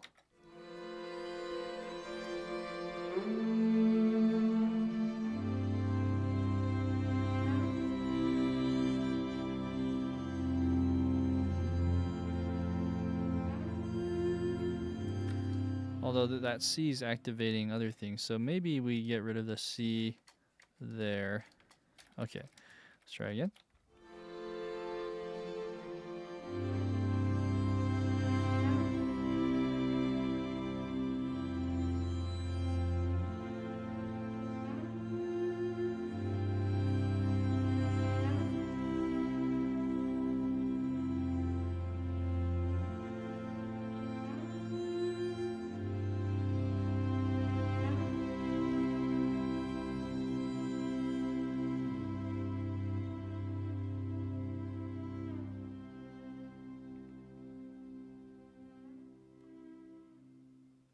So the last part is tricky. If you're hanging on a note like this, you kind of want it to make it sound final.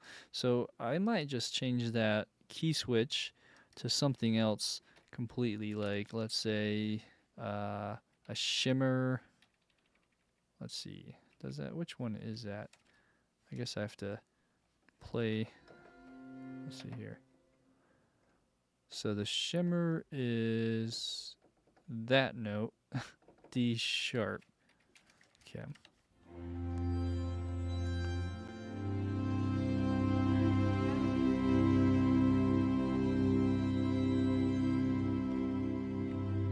I didn't do any faders here yet. I think that will sound real nice at the end.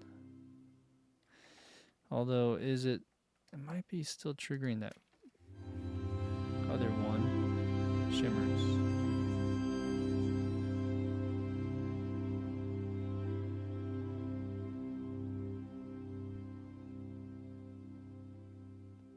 Good.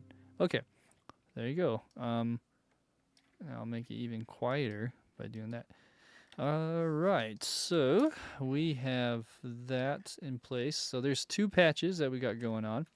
And then we have here our last part is just coming up with some kind of melodies to play over this bed of deliciousness that we just made.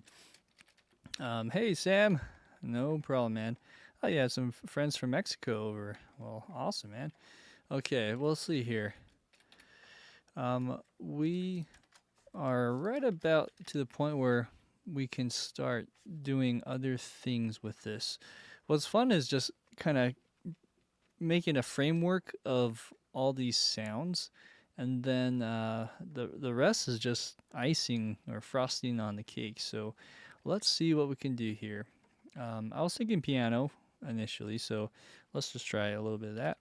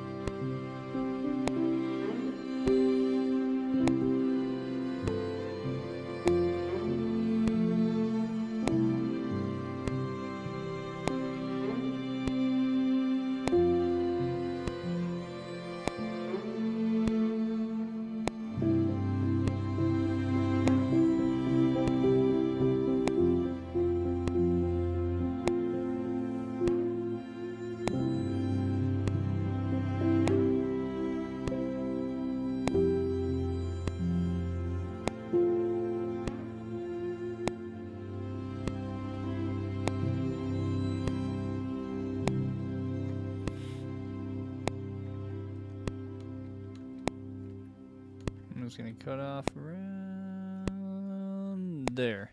Okay, so 169 is the cutoff. Man, already, like, just with two patches above here, you can do so much. It's just so fun.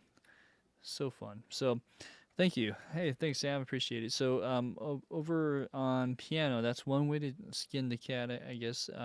The other one is if you could use like more woodwinds, brass, more orchestral stuff. You can even do string libraries, right? But there's a lot of ways to do this. I have the horn solo patch already loaded up, so I might as well try a stab at that. Let's try something similar, just a different approach.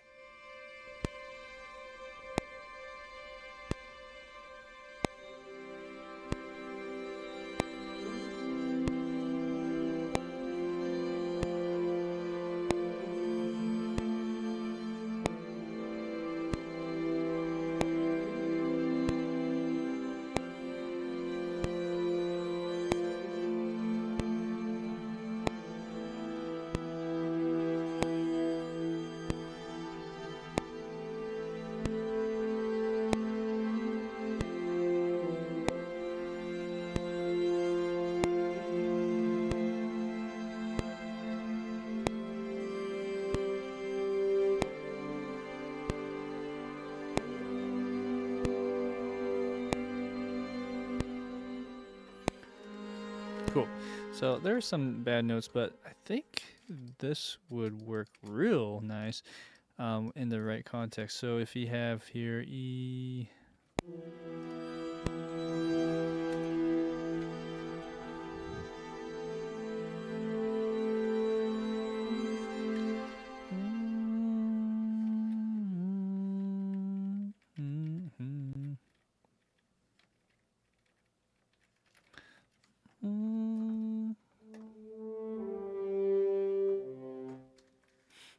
Okay.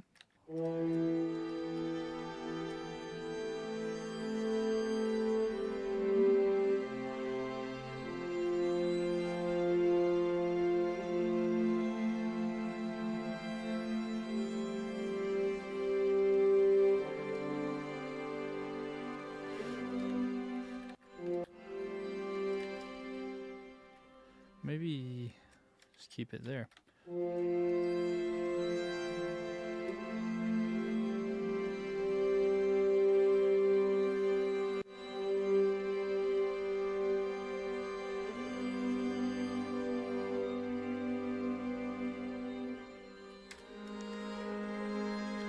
Okay. All right, let's move on to the next part.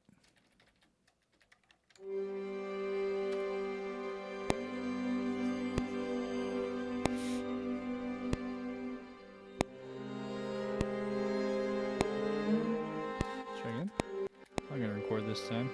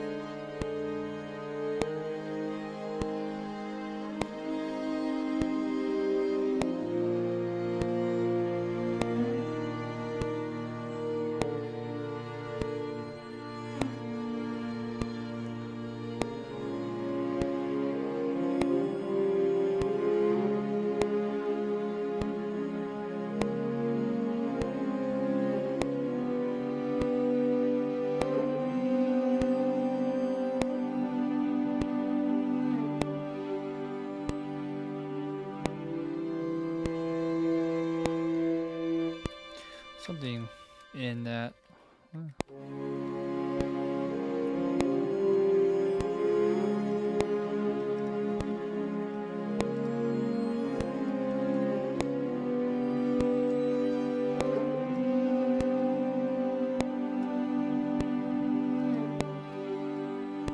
Maybe rest that.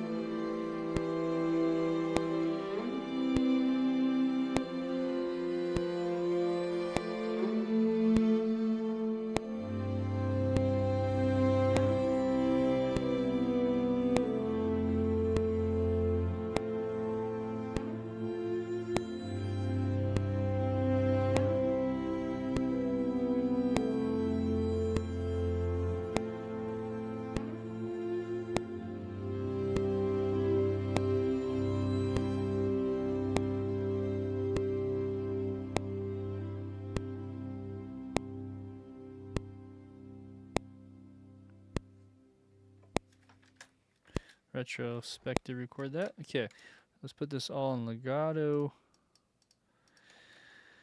Good. I think I got something going there that all works. I mean, some of it's just less thought through and more improvised, but you know, just with this, we're having fun. So then let's go to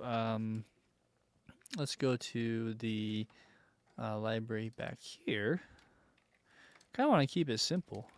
It's really fun to just really feature this, and then just adding a little sprinkle on top, right? So on this point, let's just do a quick fader pass, and I don't know. I really like it. It doesn't really need much more. You can add some percussion, maybe some like a crash suspended cymbal roll to just highlight the high moment or something. But I mean, that's just extra. So let's do this now. Here we go.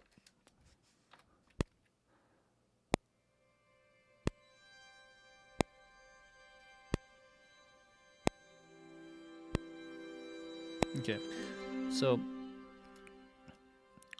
one problem I have with this is if I'm writing the faders, it's doing both volumes for these intervals and then these intervals. So I hate to do this, but I think I need to split them up. So let's go A and call this B. And then on the A, I'm just going to delete anything that's kind of the left-hand bass line stuff. Hopefully I'm not accidentally deleting other things. That'd be a shame. Okay, so let's just delete, well, I'll mute it for now.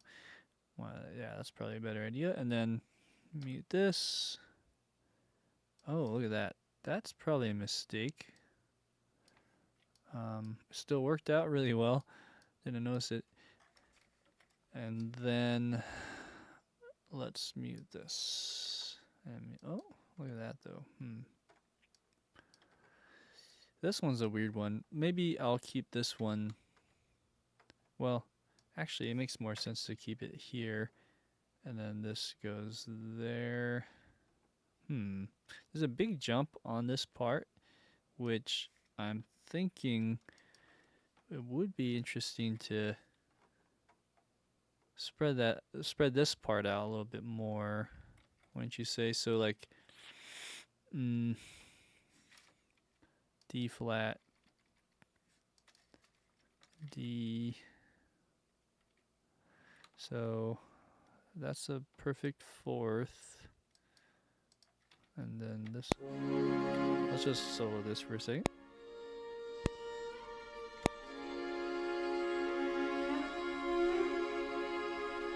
There's a lot going on here, so we gotta be careful.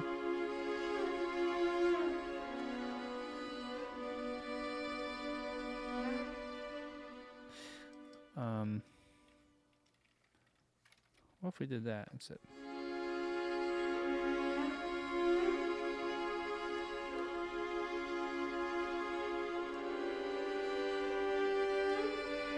Okay. All right. So that's one. That's the right hand top line. Let's color this just a different shade. That way we know. And then over here we can go whoop and just invert and unmute that side, and then we have a perfect right hand left hand thing going on here. Okay. What's nice though is, well, actually it's not nice. We have to do it twice, don't we? I think for the most part, the right hand doesn't need to be touched too much. If we just set it in the right spot, it'll be loud and heard, but not too loud, not overpowering the left hand. So let's try that.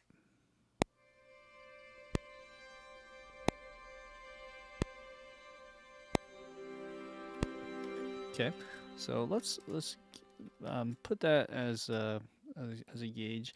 Also, it is pulling through here. It probably will get a little louder here. So I'm just gonna draw this in. Maybe like do a little decrescendo here. And then bring it back up, but just a little bit louder to match wherever that is. Yeah, okay. Oh, hello. So we got that, and then same thing on this mod wheel part.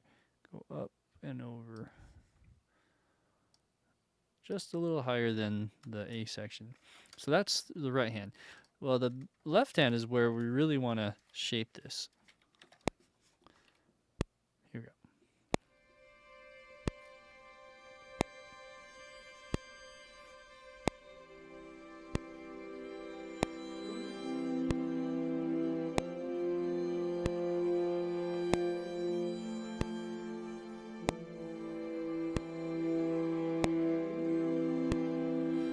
Okay, and also the horn is a bit loud.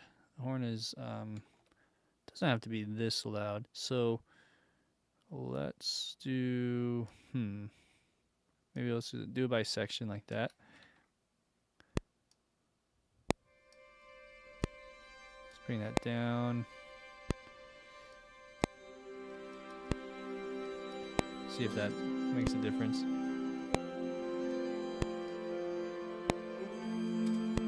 Okay, good. So getting the balance a little better. Let's try the left hand again on the solo string formations.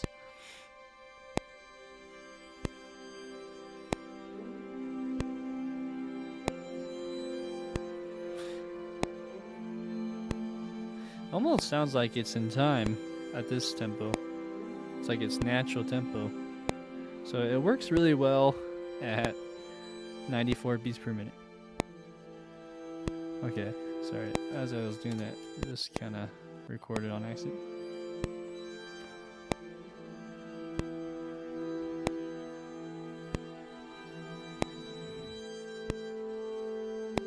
I keep bumping.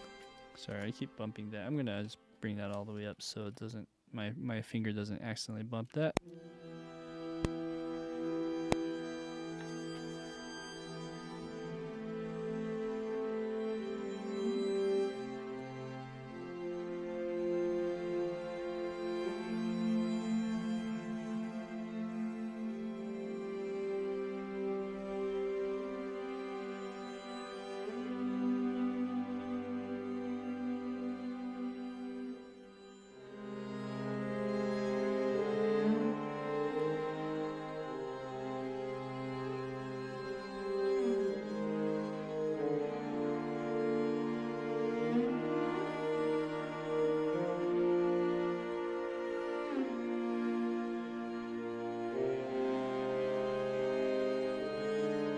What we're hearing is the horn melody here.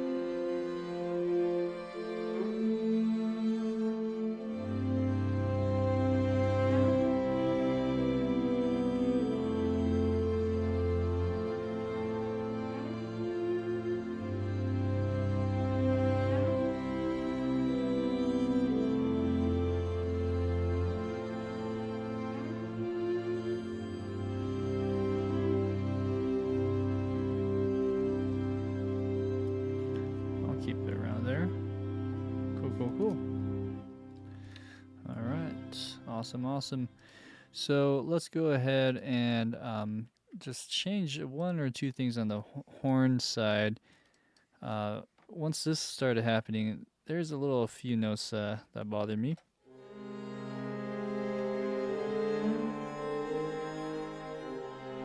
I like that. That sounds a little weird. Bum, bum, bum, bum. Maybe it's just rushing or.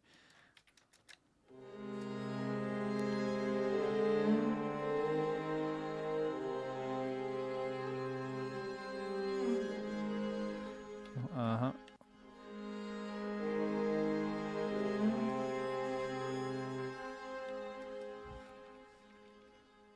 And then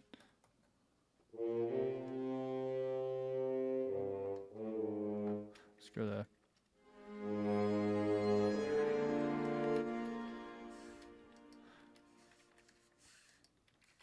let's try that.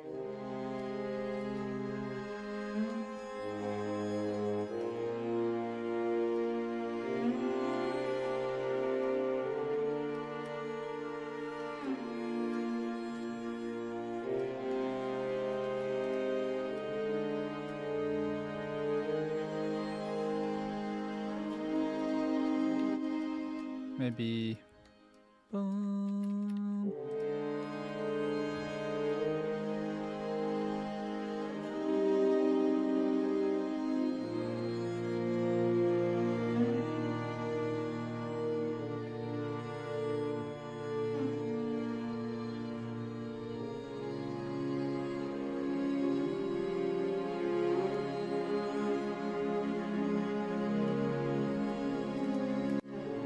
Bring this up a little bit.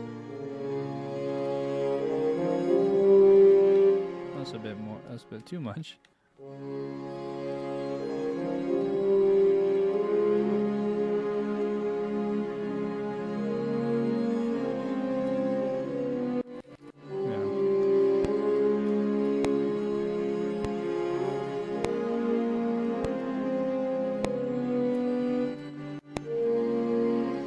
Maybe timing wise, better if I stretch this out like this.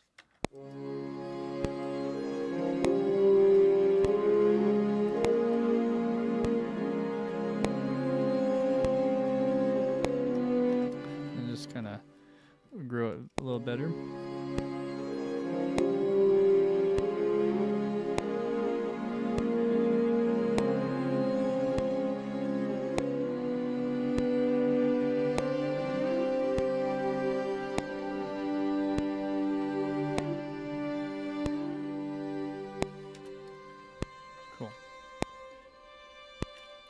Very nice. Anything else?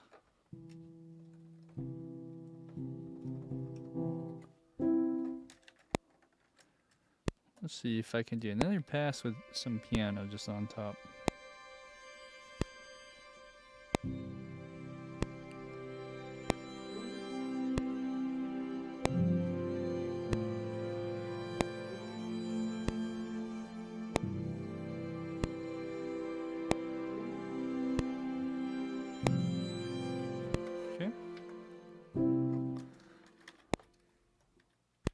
Try again, maybe an octave higher.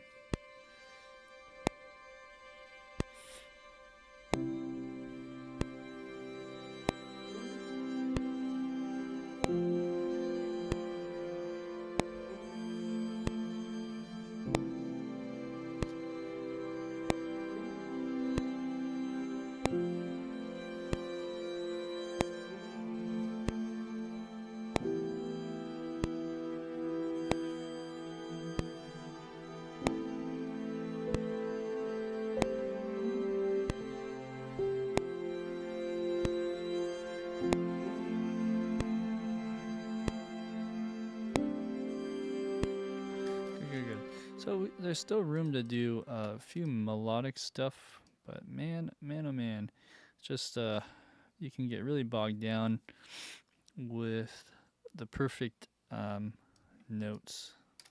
So let's try it one more time. Not get too picky in the weeds here, but let's see if I can do a better job.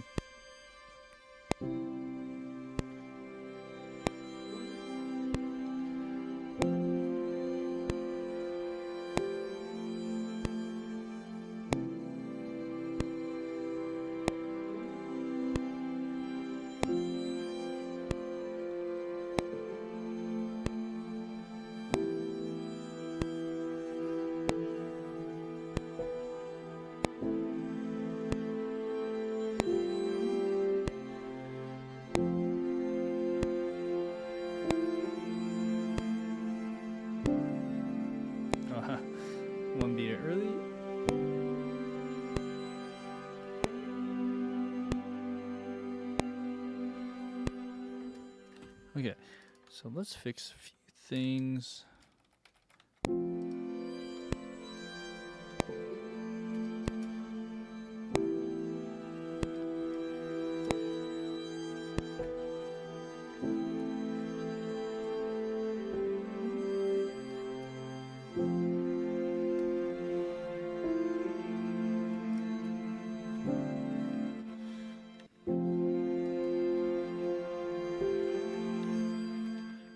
Let's follow the horn there.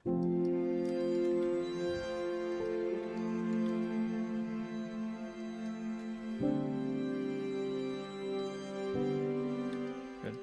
I want to just kind of let that retardando more naturally, even though it's not showing on the grid as well with the tempo. Oh, I see. So this should probably go here. My bad. I know why.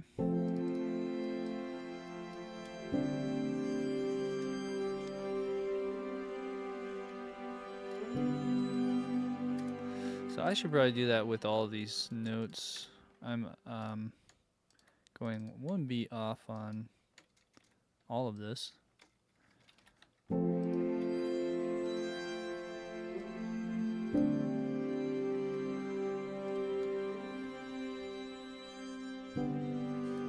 Cool. That's right. And then let's add this real quick.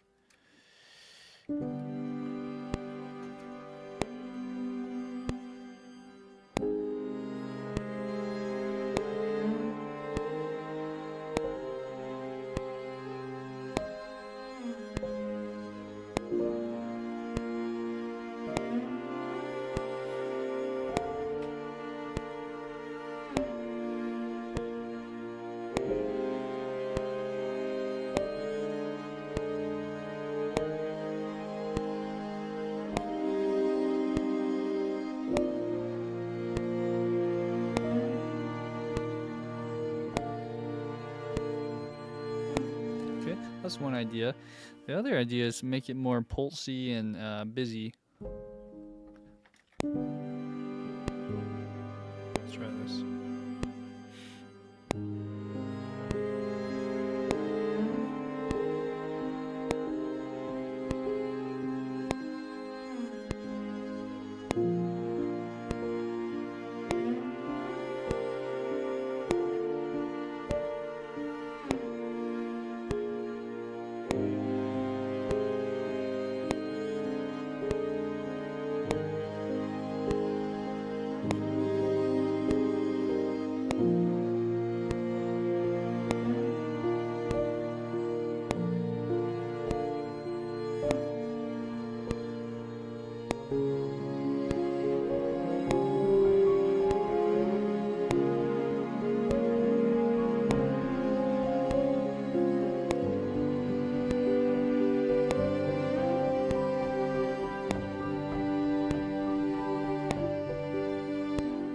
Something like that.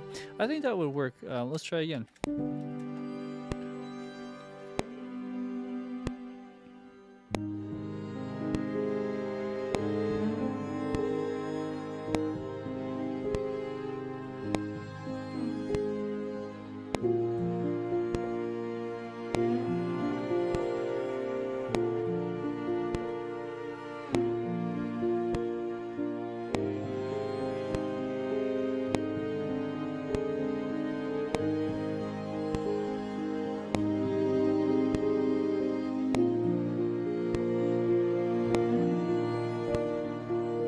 Something like that would work too. Ah, man.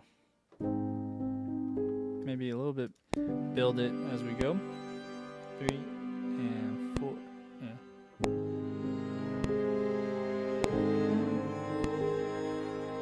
Let's try again. 2, 3.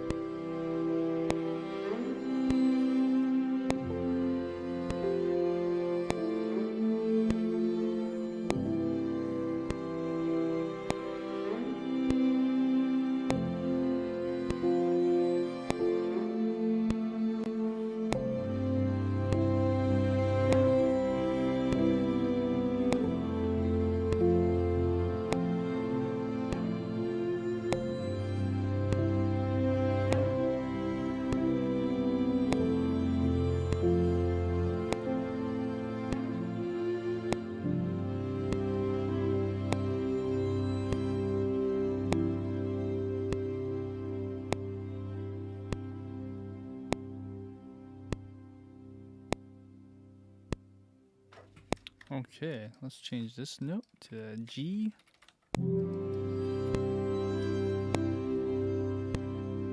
Okay, let's see here.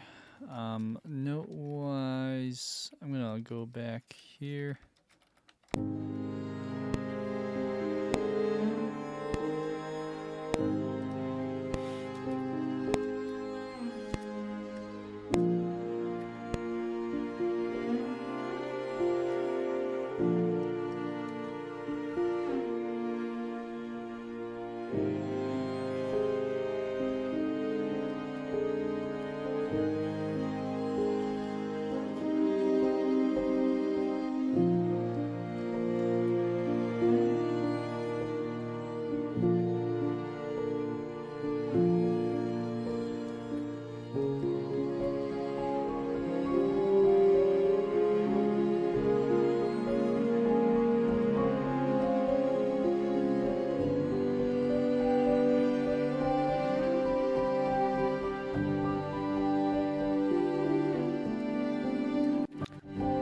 So right here, let's just change up whatever I was trying to do.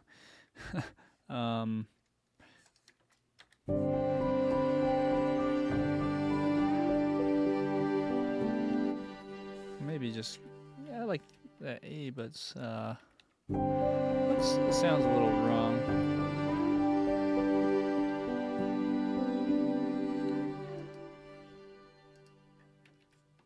Maybe if I just go to the G.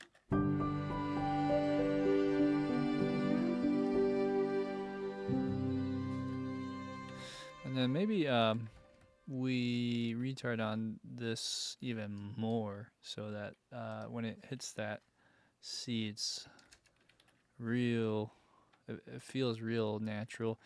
Let's see. Something like that. Let's see what happens.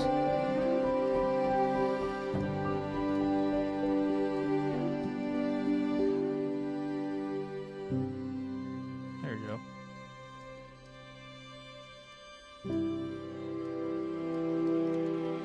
Push that forward.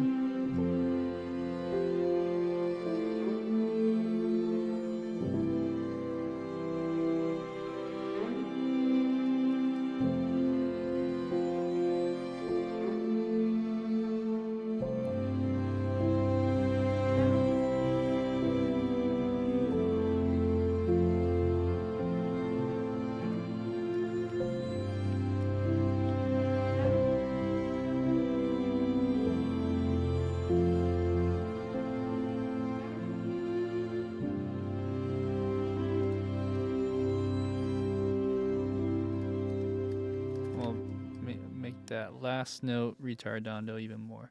Sam, I just saw your note. Sorry it took so long. To answer your question, I don't always start on 100. Sometimes I do, but in this case I did because I had some other sketches leading up to it. It was just stuff I tucked behind. I usually put stuff behind it instead of after. So instead of here, I did it before because sometimes I start gluing stuff together and then it'll glue accidentally on an event that's ahead. So I generally try to avoid that. But yeah, 100, let's take out the 2 digits beforehand. A C E chord would sound nice at the end. Let's see.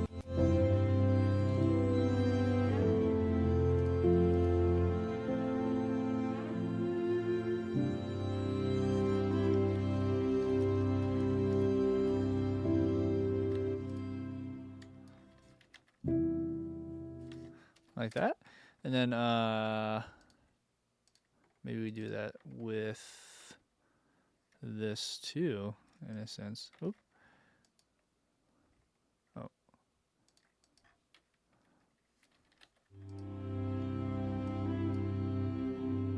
Oh, not at the end. Okay. Not necessarily. Let's just hear how it sounds.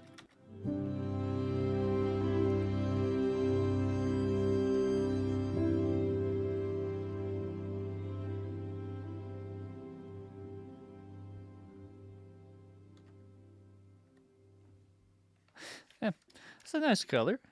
Somewhere in the middle. Okay. Well, that's all the time I have.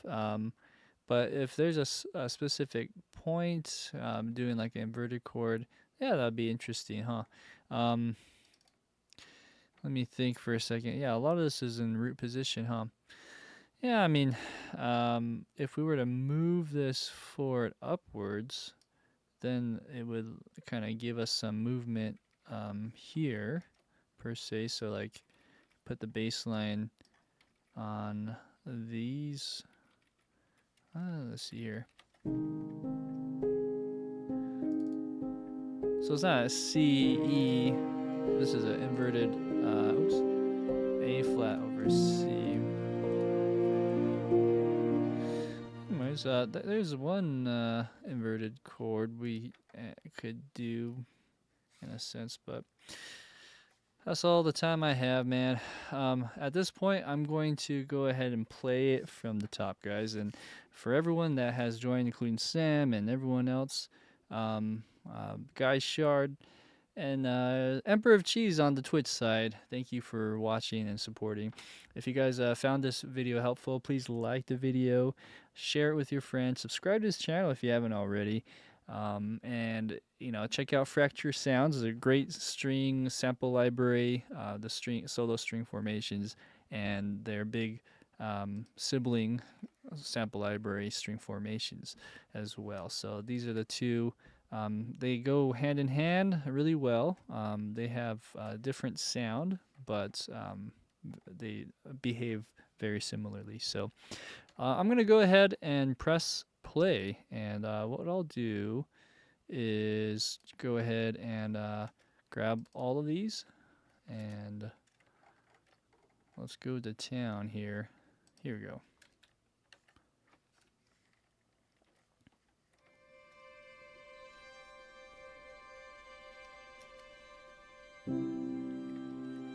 Sorry. There we go.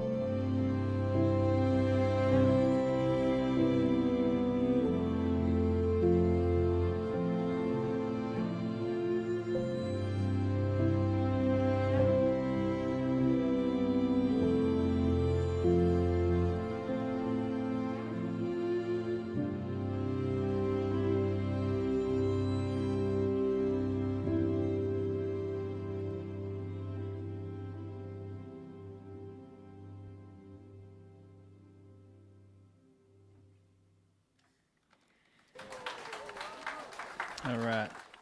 Thanks, guys. That's it for today. That is Solo String Formations by Fracture Sounds. Thanks for watching. I'll see you guys next time. Have a great one and a great weekend.